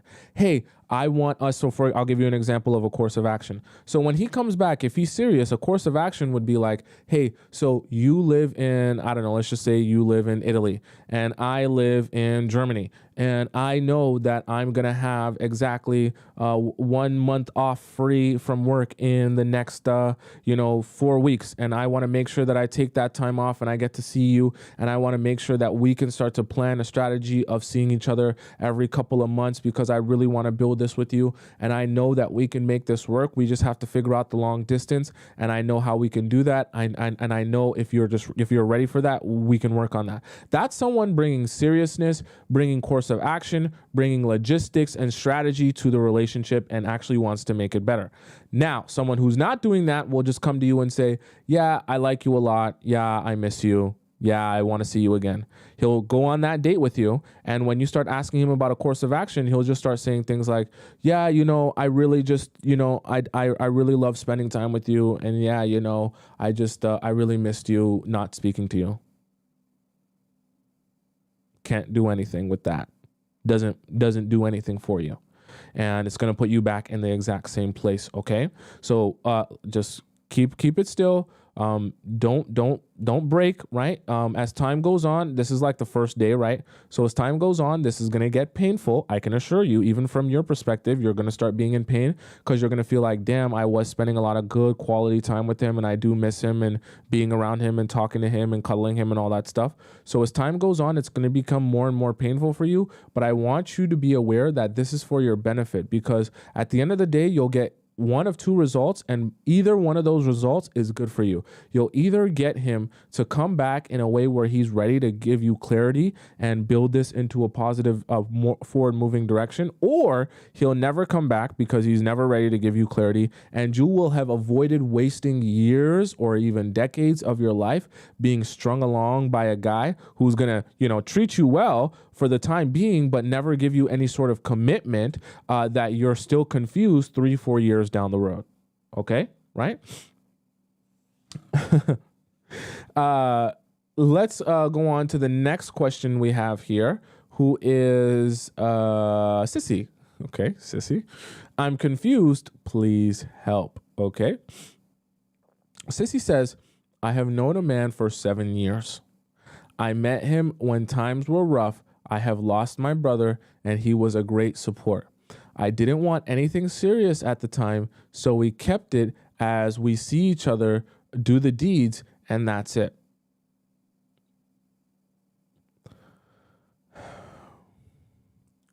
Sissy, I'm going to tell you like I tell all of the other members of the Players Club. One of the worst things you can do, my condolences as well, but one of the worst things that you can do when you're trying to build with a guy is say to yourself, hey, because I'm not looking for anything that's serious right now, I'm just going to hop into a situation that I'm not going to bother setting boundaries or presenting myself in a way where a guy's only going to get access to me if he takes this seriously. I just want to enjoy myself. Here's the problem with that, and this is what I always say to all you beautiful people. I try to remind you that whenever you're just doing something to have fun or to pass the time, you only end up in one of two scenarios. There's only two outcomes. Either it ends because things aren't going well. Maybe he gets a girlfriend, you get a boyfriend, or this is just not working out for you anymore. So it's done.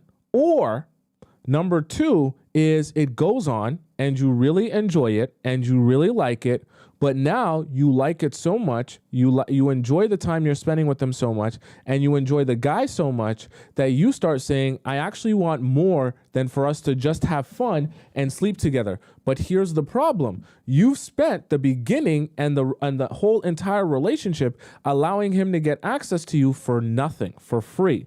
And now you're telling him that you want or expect there to be standards and for him to treat you right and for him to take you out on dates and all that stuff to get the same access to you that he was already getting for absolutely nothing. So what ends up happening is you end up being frustrated because he says, I'm not going to give you more when you were already giving me access to you for free. I still want it for free. Okay? And that's usually what ends up happening. So let's go on here and we'll see if that happens. I haven't read this ahead of time. I was living a bit far from his hometown, but he came sometimes to play games with his teams at my town. So that is how we saw each other. So basically, whenever it was convenient for him. Okay? Literally, he wasn't even coming to see you, hey, I'm only coming to your town to see you. He was already going to be in your town, and during the time he was already going to be in your town, he just used that as an opportunity to bust a nut. That's even worse. Okay? Time passed, and I moved close to his town due to an abusive relationship. I needed to get away. I quickly had a BF there, and he wanted to date, but I was unavailable, so never made it happen. Are you saying you had this is a totally different guy as a boyfriend there? And this guy that you're talking about and sending this message about, what you were unavailable to him? Time passes, but we kept in contact here and there. At one point this year, he blocked me on Snap, then a couple months later, unfollowed me on IG. Maybe he got a girlfriend too. I didn't think much of it because I saw at the time he had a girlfriend. Guys, you know I don't read this ahead of time, right? Isn't it funny how I literally predict exactly what's going to happen? Months go by, and I decided to ask about how he was doing. He responded very nicely and flirty. He even mentioned coming to my town the upcoming weekend, so he's probably single now. The weeks go by, and on the weekend, I decided to text him to check if he was in town. He replied, inviting me to join him in a close by town. I didn't have a car, so I told him, I said good night. He said he will text me the next day and ended saying how I was gorgeous and called me sweetheart. I said thank you and asked him how his day was going. The day goes by and no reply. At the end of the day, I decided to text him saying, ouchie, I would have loved to hear about your day. I noticed the iMessage didn't say delivered.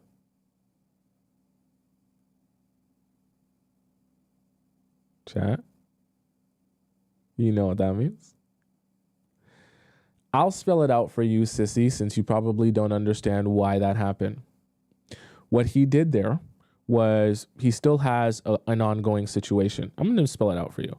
He still has an ongoing situation, whether he's with that girl still, or he's with a different girl, or he's kind of in a strange place with the old girl. And he messaged you while he was available to like message you. And that's exactly why he said join him in the town that he's already in. So he, gets some quick access to you. By the next day, though, he's probably either with or going to see the girl that he's going to spend his time with. So he blocks you, which is why your message didn't deliver. Okay. It's not really because you did anything, but he doesn't want you to be texting him while he's with his actual girl. That's how that works. I quickly thought, maybe it's his internet or his phone was dead, but it's now been more than 24 hours and still nothing. I realize he may have blocked me. I'm confused and I don't know why he would have blocked me or what would be the reasoning behind this. Please help me understand, as confusion is unbearable. I'd much rather have him text me. He was no longer interested than leaving me in the dark like this. Yeah. So that's exactly what it was.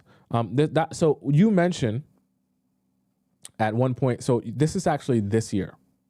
So at one point this year, he blocked you on Snap, and then you realized that he had a girlfriend. So let's even say, for just hypothetically, after you realize that, literally, let's just say days after you realized that he had a girlfriend, he broke up with her. And so the months that went by, let's say he was single and now he's able to talk to whoever he wants. So it's only been a few months that he's been single. Let's just go ahead and be honest with ourselves. When you first break up with someone, a majority of the time, it's not over right then and there. And there's still a lot of remnants of the relationship before it actually ends for real, especially if they're dating for a long time. Now, I say that to say what's probably happened, like I said, is they still have an ongoing situation. If not, that's still his girlfriend. And he messaged you, like you said, he mentioned coming to your town the upcoming weekend. Obviously, his girlfriend probably doesn't live in that town. So that's why he messaged you, because he knew he wasn't going to be with his girl and he knew you would probably be available. Now, when you said that you had something to do, when it came to meeting him in a town close by and you didn't have the car, he realized that, okay, I'm not going to see her tonight, so this is kind of pointless. Because by the time he goes back to his hometown or where he's from and he's going to be with his girlfriend again, he doesn't want you messaging him silly stuff like, how's your day going? I'm not going to be mean to you, sissy, but let me let you in on a secret so that you can actually, understand what's going on. He's not trying to chat with you about your day. He wants to jackrabbit himself inside of you hardcore for 90 seconds or less.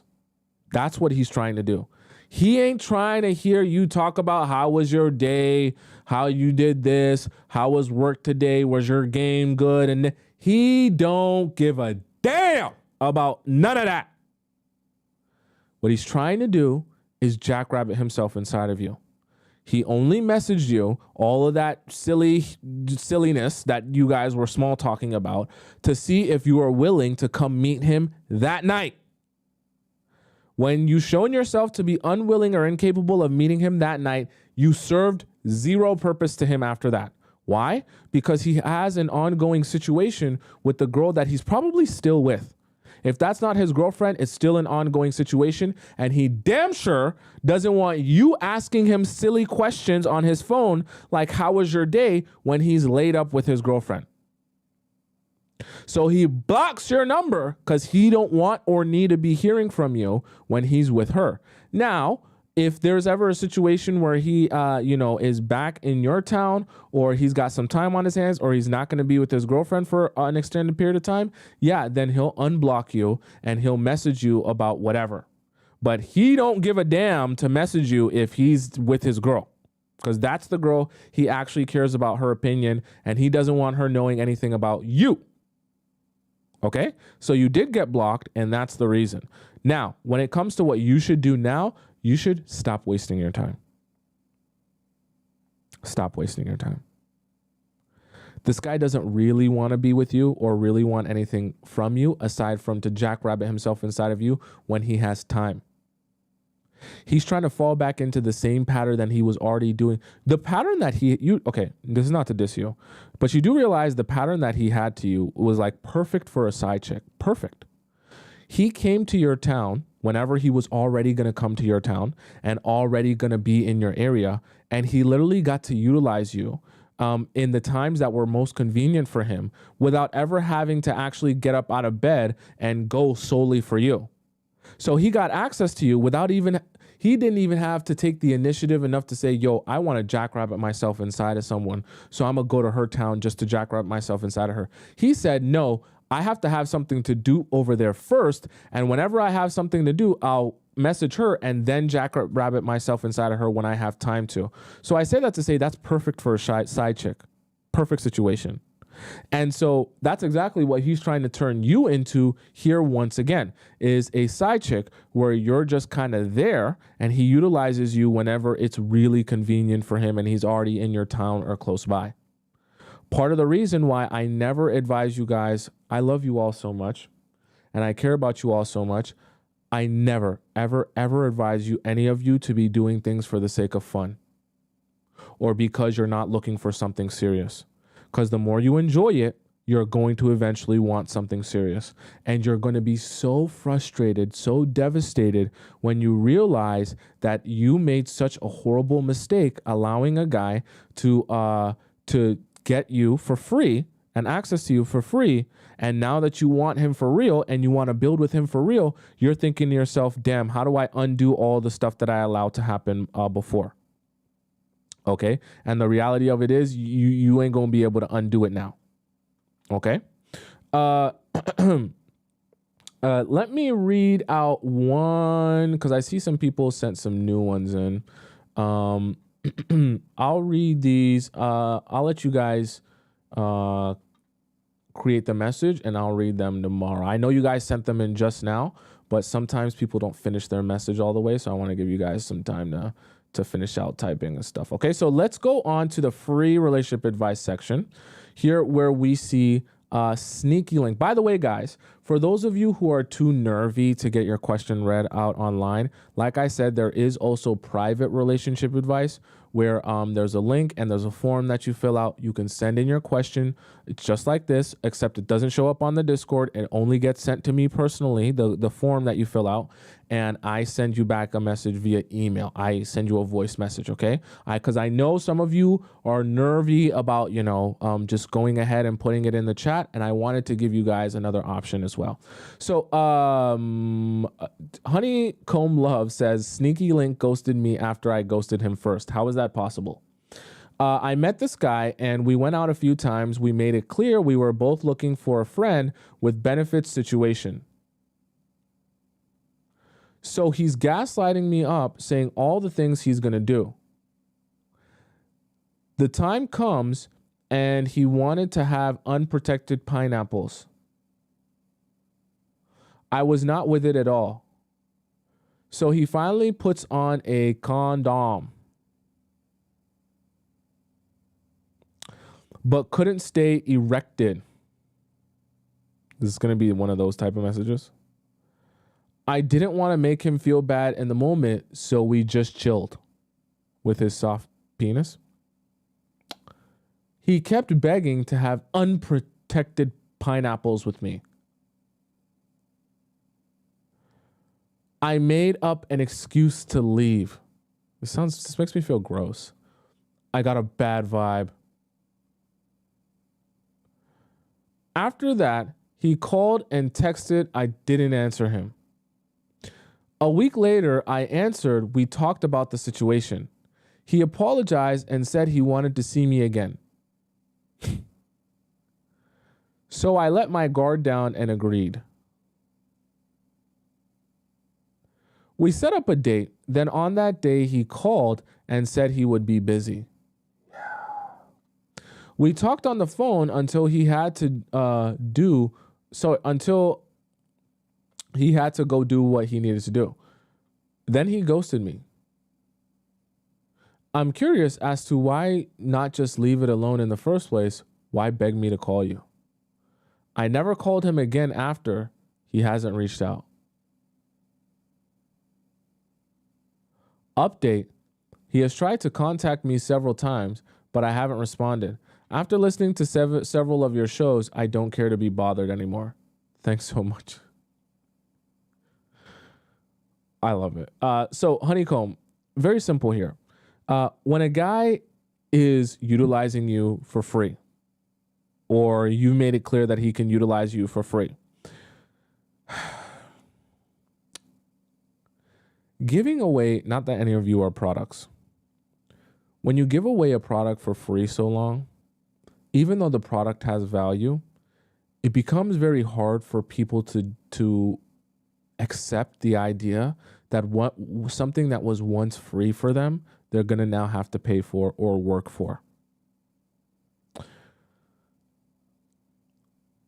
When a guy understands that he can sleep with you without any commitment to you, he never sees a purpose in doing anything for you after that. He always thinks to himself, why am I doing something for her, calling her, being consistent with her, showing her any effort, when I should be able to just order her to my house like DoorDash? What also is happening here simultaneously is that guys there is an ego attached to like pineapples and intimacy. So if he tried to sleep with you and he couldn't get it up, he's like, damn, that was a free body that I literally couldn't get up and I couldn't get it, which is why he was begging you to do it unprotected, because that was probably messing with his mind and it was preventing him from being able to jackrabbit himself inside of you, right? And so he was probably saying, if you would just let me have it unprotected with you, then I could utilize you and discard of you way easier. My ego will be happy and I'll feel good and all that good stuff. Easy body. But you were frustrating him because you wanted to have protected pineapples, nothing wrong with that. But because he was frustrated and he couldn't get that easy access to you when you were literally allowing him to have it for free, his ego got hurt, and he also was like, damn, how's she gonna look at me now that I couldn't even get it up? That's embarrassing for me. So that was kind of like his chance. He wants a chance at redemption here. But he also finds it really stupid to be doing anything to put in effort with you. So probably after you talked on the phone, he was probably just started thinking to himself, what's the point of this? I don't want her. I don't want to build with her. I don't even want to chat with her. I don't even like her. I just wanted to satisfy my ego by getting to be able to sleep with her finally. So he probably hasn't hit you up because he's probably just like, this is too embarrassing for me and I don't really care to talk to her. I don't really even like her. Someone see, not to be diss to you, Honeycomb, but some of you need to realize that the guy you're friends with benefits doesn't even consider you a friend. Like, for some of these guys that you're friends with benefits with, you're like a blow up doll to him. He doesn't like you. He doesn't think you're funny. He doesn't think you're interesting. He actually despises spending time with you. He only does it to sleep with you. I'm not saying that you guys are bad people or anything like that, but some of you guys get confused with some of this terminology. And you don't realize that You be thinking a guy really likes spending time with you and sleeping with you just comes with spending time with you. That's why he's there. When in reality, if you took sleeping with you off of the table, he wouldn't even have a single conversation with you. Not because you're a bad person or because you're unattractive or disgusting or anything, but just simply because guys are there for a reason. They don't invest themselves in people for no reason. And so when he's getting to sleep with you and then he just ends up spending time with you because he gets to sleep with you, don't confuse that with, oh, he's there to spend time with you, but he's just sleeping with you as a part of spending time with you. No, he's there to sleep with you. He's only spending time with you as a part of sleeping with you. Okay?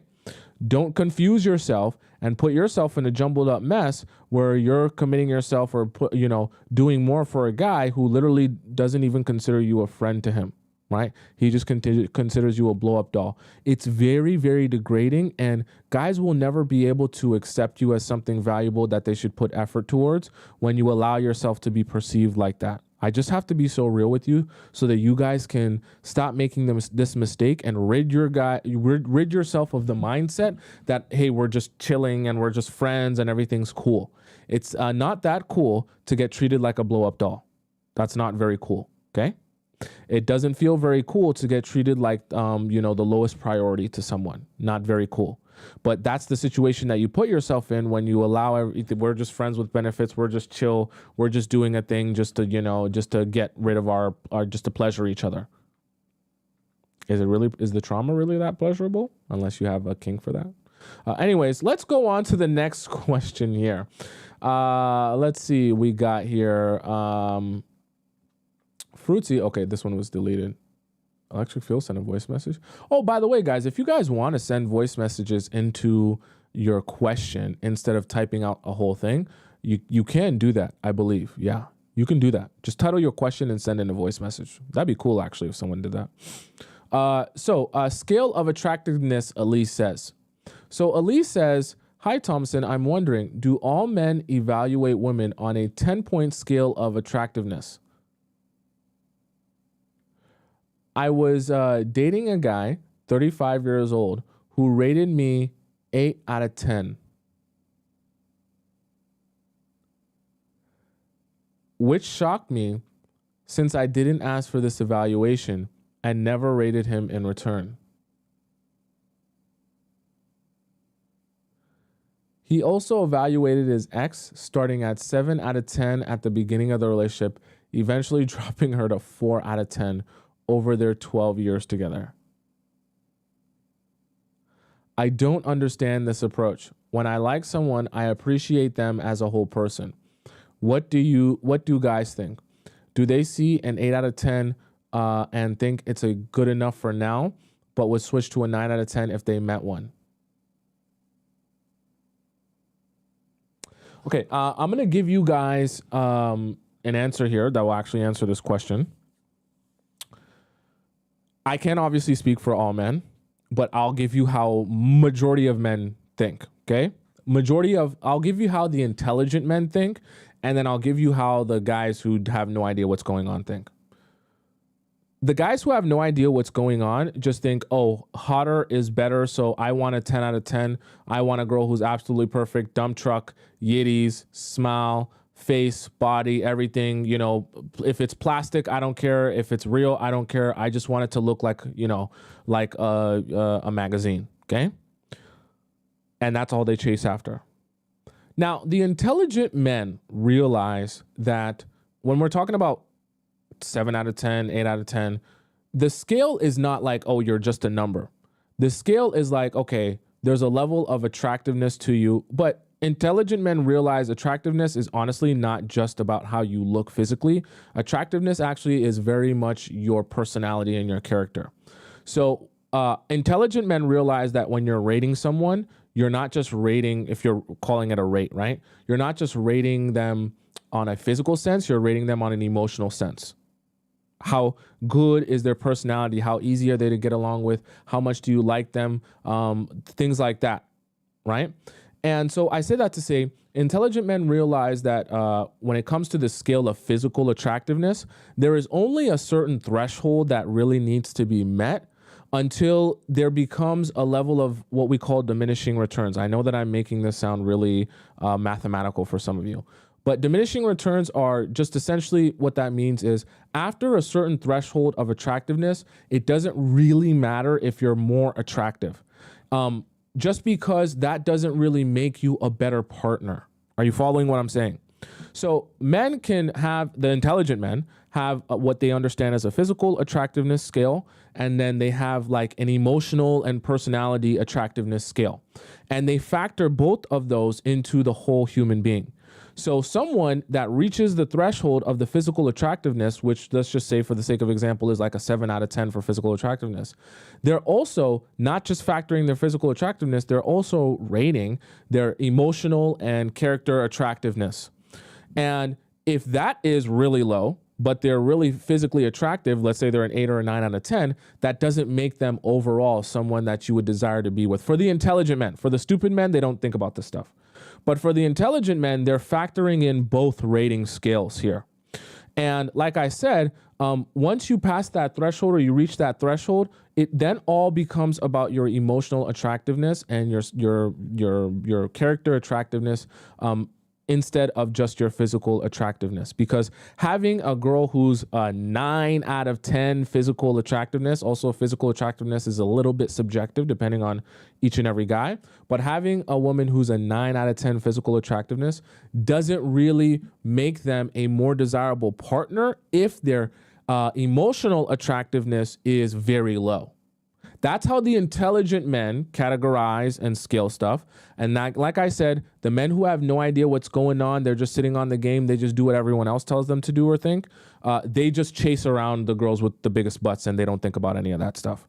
The intelligent men, when they're categorizing that or they're evaluating partners, they're actually thinking about both of those. And that emotional attractiveness can actually shift drastically the scale of someone's physical attractiveness. Okay? For the guys, that's just how I'll say that. Okay, so if you have a really disgusting personality, not that any of you do, but just hypothetically, if you did and you are really physically attractive, the intelligent men will say you don't become physically attractive to me anymore because you have a nasty personality. So realistically, for the intelligent men, the way they rate it is they meet you and then they decide on your attractiveness after meeting you because that's what's really going to affect the scale. And for the really stupid, unemotionally intelligent men, they just rate it solely based on how you look, and it doesn't matter how you treat them or what you say or your character. Okay, so that's basically that. I hope that makes sense to you. Next we have here, let's see, Martinez. Okay, Martinez says, I met this guy, 39 years old. I'm 42. We met on Hinge. Then he wrote me that he had met someone and would like to try with her. He said that he was about to delete his account. So I gave him my phone number just in case it wouldn't work out with her. So we could probably meet up one day. He texted me right back on my cell phone. He wrote me that he didn't fully commit to her, so he felt like he could still meet up with me and have drinks. Are we reading the same thing, chat? He went for the first kiss, and I know it's not smart from me. He convinced me to come to his place since it was late and we had a few drinks. Please, please, please don't do this to me. Please, I'm going to count down from 10. And when I count down, when I get to 1, I'm going to open my eyes and I'm going to read the next sentence. Please, please don't disappoint me. 10, 9, 8, 7, 6, 5, 4, 3, 2, 1. We fooled around. I was able to say no, and he didn't have access to my Squirtle. What does fooled around mean? If you took off your pants or he took off yours, you made mistakes. I told him I was not looking for hookups.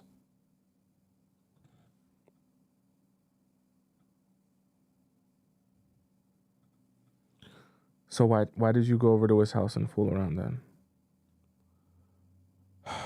We went on a second date. He drove me after work, 40 minutes. We played pool and kissed only. I went back to work, which is out of town. When I left, I told him that I wanted him to text me a bit more. What happened to the girl that he was getting off of Hinge for? He deleted Hinge because he was talking to another girl and getting serious with her, which is why he was deleting it. What happened to that girl? He responded that it was a bit much, as he just met me. Again, what happened to the other girl? I told him that you can expect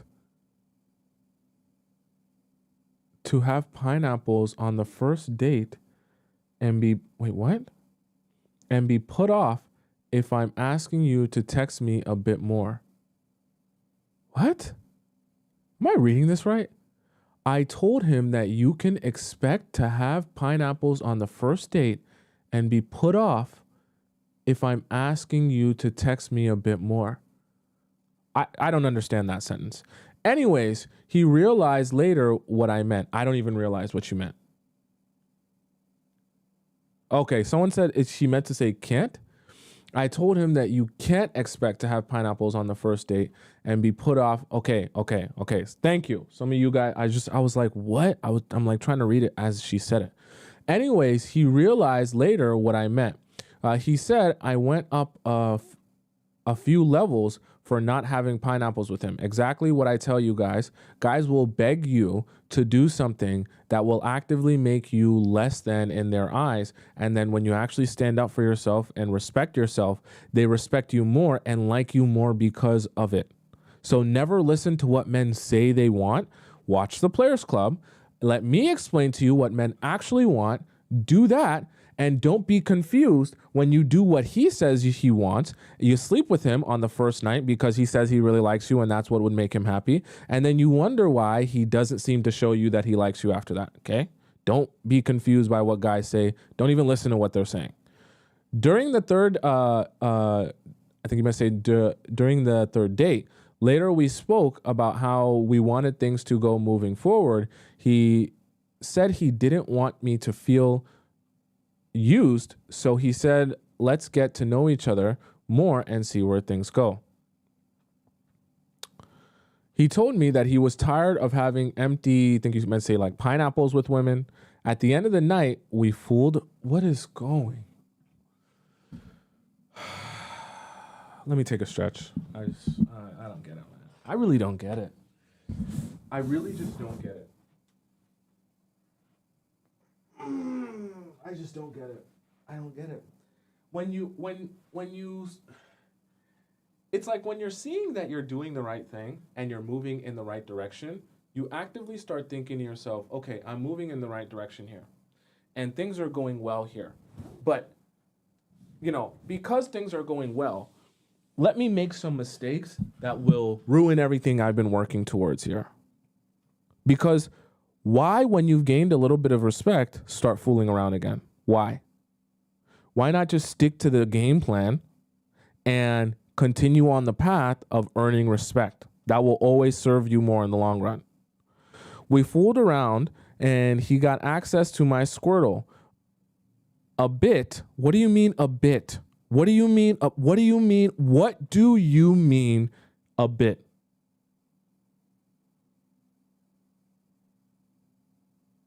Someone says she has to be 15. You thought, right? You thought, right? That's what you thought, right? He got access to my Squirtle a bit and stopped because he wanted us to respect our boundaries.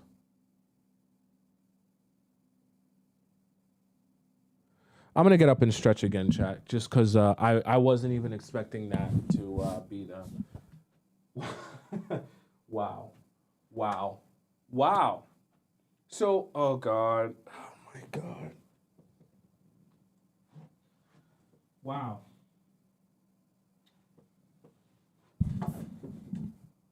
You have allowed, you've allowed the guy who, he's supposed to be the one pursuing you. You've actually allowed him to be the one to tell you no and say, we are not going to do this right now. We're going to wait and we're going to do this when it's time. Do you know how weak that makes you look? Do you know how valueless that makes you look? That he has to be the one to tell you, hey, let's wait to do this at the right time. And you're sitting there on the bed with your legs spread wide open, ready for him to penetrate you. You're on the bed with each leg behind your head. You've been stretching for hours and preparing for this day. You shaved, you cleaned everything out, you ate pineapples the night before, and your legs are behind your head waiting for him to jackrabbit himself inside of you. And he's the one telling you, hey, please put your pants on, put your underwear on, put your socks back on, take your legs out from behind your head. Let's get up off of this bed and let's go out on a nice date because I think you deserve more respect than this. Like,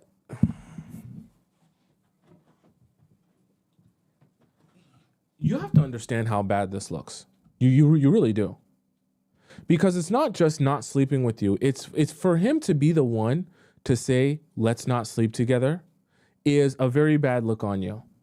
Because when you start talking about boundaries you have and how you deserve respect and you're not that type of girl, you're going to look like a fool. Because if anything, he's the one that's not that type of guy. He's not the type of guy to just sleep with you for nothing. It's not good. It's not good at all. I saw him for the 4th time and we ate out. I hope you mean like you ate out somewhere, not he ate you out, and chilled at his place. Getting to know each other, no fooling around, no pineapples. Yeah, because he said no. So this is horrible. You guys aren't having pineapples because he's saying no to you. This is horrible. Did you mean to send in a horror story? I slept over at his place too. Oh God. Yeah. Just more fuel to the fire there. Not only is he telling you, no, we're not going to sleep together, but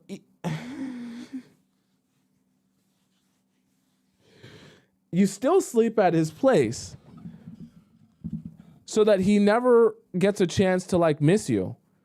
And he's the one.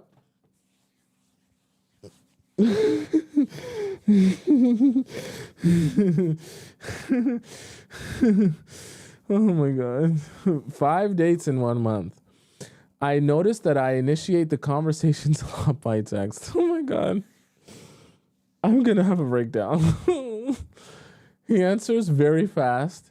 He never says no to see me and always pays for everything. So you're saying he never says no to see you because you're the one asking him.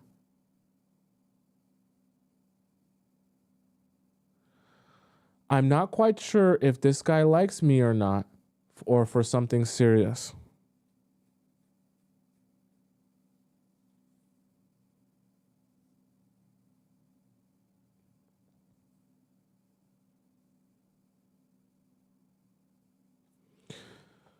Oh God, this is just a back and forth between someone.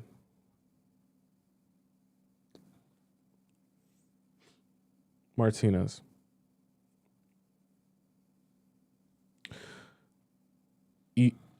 You need some self-control.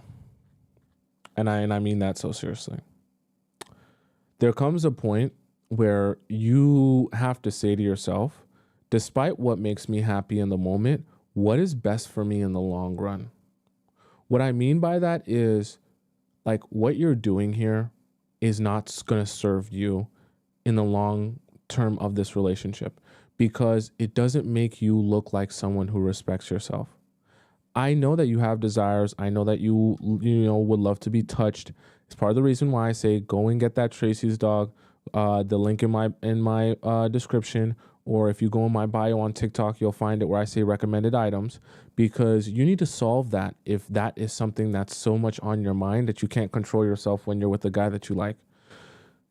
And the thing about it is, I know that you're not meaning to be a bad person by kissing him and fooling around and stuff. But the problem is when you allow men to get that easy access to you, it becomes very difficult for them to see you as someone that they respect. And the craziest part is, I don't understand how you didn't recognize that the best thing for you to do for this guy was to not sleep with him or fool around with him, when he literally told you, I wish I could find where you said it, that he literally told you that he respected you because you told him no, right? Actually, it's right here. He realized later what I meant, and he said, I went up a few levels for not having pineapples with him. So he's literally telling you, I like you more when you tell me no. I like you more when you set boundaries. I like you more when you show me that you have respect and you demand that respect from me. And then you proceed to have less respect for yourself and do the exact opposite, despite him telling you that I actually appreciate you more when you show me you have respect for yourself, right? And you said he got access to you, and he is the one that stopped it because he wanted you guys to respect your boundaries.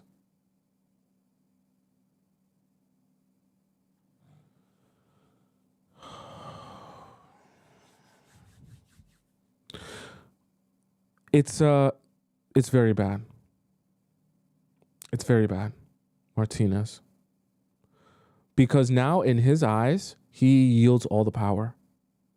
You can't even tell him no. In fact, he's the do you know the amount of power a guy will feel that he has when a woman wants to sleep with him and he's the one telling that woman no?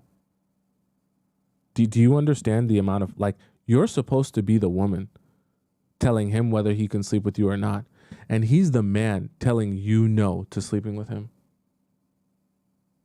And you know what? You know why this is horrible? Because now when you try to come at him and say, yeah, I just decided that we're not going to do any more fooling around and we're not going to do any more sleeping together and da-da-da. And you're thinking in your mind, okay, when I say this, he's going to respect me. He's not. Because he knows in his mind, what are you talking about? I already said no to us sleeping together. So you're telling me that we're not going to fool around or sleep together. I already said it. I already said we're not doing it. So you're not setting any boundaries here by coming out and saying that, right? And he's going to know that that's just an ego thing because you feel like you want to be like, oh, I'm the one that said it. In reality, let's be so for real, he's the one that said it. He's the one that set the boundary, and he's the one that actually has enough respect for you that he said, let's not just cross the boundary. You're the one with no self-control. You're the one that can't say no.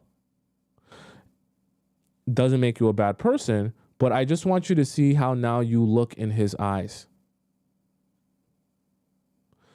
The second thing that I want to address here is, where did the girl go that at the beginning of this message he was talking to, and the reason he deleted the account? I just really feel like, okay, sometimes I want you guys to start adopting the approach that I have, and I want you guys to start becoming curious about life and people. When someone tells you at the beginning of meeting them that they're deleting a dating app to go be with some other girl, and then they proceed to build a relationship with you after that, how does it not occur in your mind to ask what has happened to the other girl? Whether they broke up, if they're still talking, what was going on, what transpired. Sometimes I love you all, But sometimes you guys get so caught up in feeling good about attention from a man that you stop asking very, very, very important questions. And only months and years down the line do you realize that the answer to your questions were always existing, and why you're confused 3 months from now, 10 months from now, a year from now could have been answered for you if you would have just bothered to actually be curious about clear red flags at the beginning. Because Martinez, I know you're just a human being and we all make mistakes, including me, but it really is very silly to meet a man from a dating app who says he's deleting the dating app to go be with another woman, proceed to start dating that man, sleeping with that man, without ever acknowledging what has transpired with that woman. To just ignore that statement and ignore that reality as if it just stops existing because now you're having fun with him and you're with him, that makes no sense. And maybe you did ask that to him and you just didn't put it in your message. But I feel like that should have been the first question you got answered. And that should have been an ongoing question that you had for him, because for someone to say that they're deleting the dating app to go and be with one person in particular, you do understand the level of seriousness that comes with. Especially for people who are serial date appers. That's not something you just say lightly. You don't just say, I'm deleting the dating app because I'm going to go be with someone, and that's like something that's just light. You're only doing that if that relationship is super serious. Like serious to the point where if you were caught on a dating app, it would be not okay. So I say that to say that's not you don't just go from that place in a relationship to taking you out what is essentially like the next day. Because you said right after that, he texted you. And then right after that, he asked you out for drinks. How does someone go from being in a relationship that is so serious that they delete a dating app to asking you out for drinks in the same day? These are the type of things you need to be questioning and asking him questions about and getting a very clear understanding of. Because if he starts telling you a story that makes no logical sense, now you have to start getting your mind has to start firing and saying, oh, there's something off here. He's either omitting part of the truth or he's completely lying about what the truth is. So before I sleep with him or commit myself to him, let me figure out what the truth is or withdraw myself completely, because this guy clearly isn't on nothing truthful or serious. And he's got some stuff going on behind the scenes that he doesn't want me to know about. I know that we all learn at a different pace, but you're old enough that you should be understanding that, everything is not as it seems with people, especially guys, and especially guys that you meet on dating apps. And for you to not be questioning what is going on, right? You don't have to interrogate him, but for this not to be a topic of conversation that you get very crystal clear is a mistake. Because what will happen, like I said, is throughout the relationship, you're going to start seeing a lot of inconsistencies, red flags, and weird situations and the way he acts and approaches your relationship because of what's stemming from this situation. But because you didn't get answers on this situation, you'll be confused why that's happening. When you wouldn't be confused if you would have just asked those questions and received that clarity.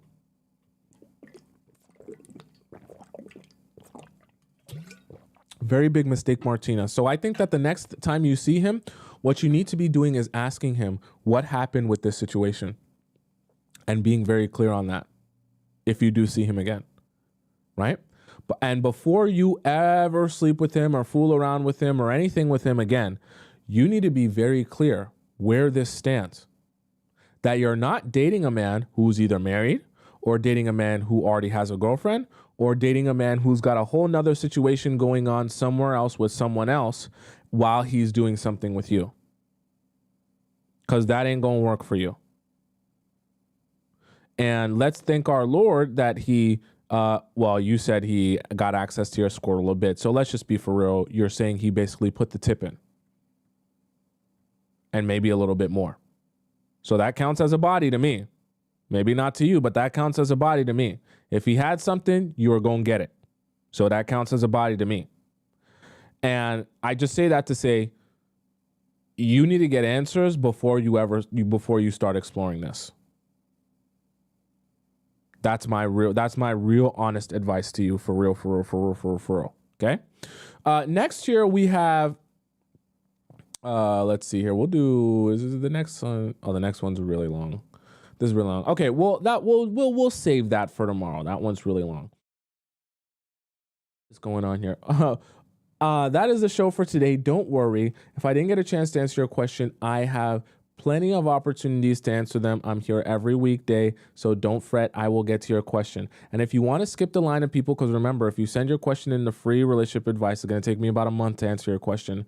So please, if you want your question answered ASAP, you have two awesome options.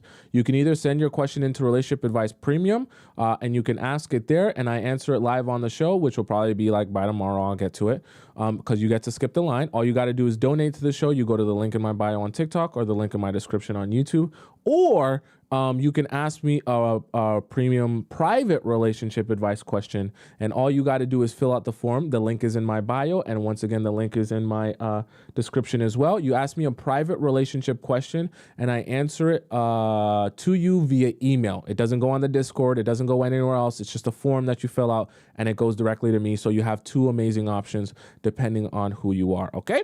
For those of you who are on YouTube and you want to follow me, for those of you who are on YouTube or TikTok and you want to follow me on Instagram, my Instagram name is just Tomisin_Atub. It's right on the top left side of the screen, and you can get access to me there. Someone says, can we see an example? So I'll show you guys right now. We'll go into the Discord. It's posted in the Discord, the instructions. It just says private relationship advice. The link is there in private relationship advice, and I say the instructions there. You just click the Google Doc. The Google Doc opens up. You guys can't see the Google Doc, but you'll see it, and you fill it out, and then you answer your question. You get your question answered that way. When you submit it, I get a notification, and then I answer your question with the email that you send. Okay. And for those of you who are on YouTube, my Instagram name is there on the bottom right of the screen as well, and you can follow me there as well. For those of you who are on TikTok and you want to rewatch this show in its entirety because you missed parts of it, and or you came late and you want to rewatch it, you can feel free to go onto my YouTube. It's just Tomisin Atobatele. Type it in on YouTube, and you'll find my YouTube page. Go into the live section. Make sure you're in the live section. Then you'll be able to see this live stream along with every other live stream I've done in the past with the YouTube and the TikTok live chat embedded, so you never miss even a little bit of the conversation that's happening there. All right, guys? Until we meet again, I'll be here tomorrow, as I am every weekday, Monday to Friday, 4 p.m. Eastern Standard Time. Got to figure out what time that is in your time zone. Until then, goodbye for now. Arrivederci, au revoir, hasta la vista, sayonara, adios, bon voyage. And I will see you again tomorrow at 4 p.m. Eastern Standard Time. Okay, I love you. Love you.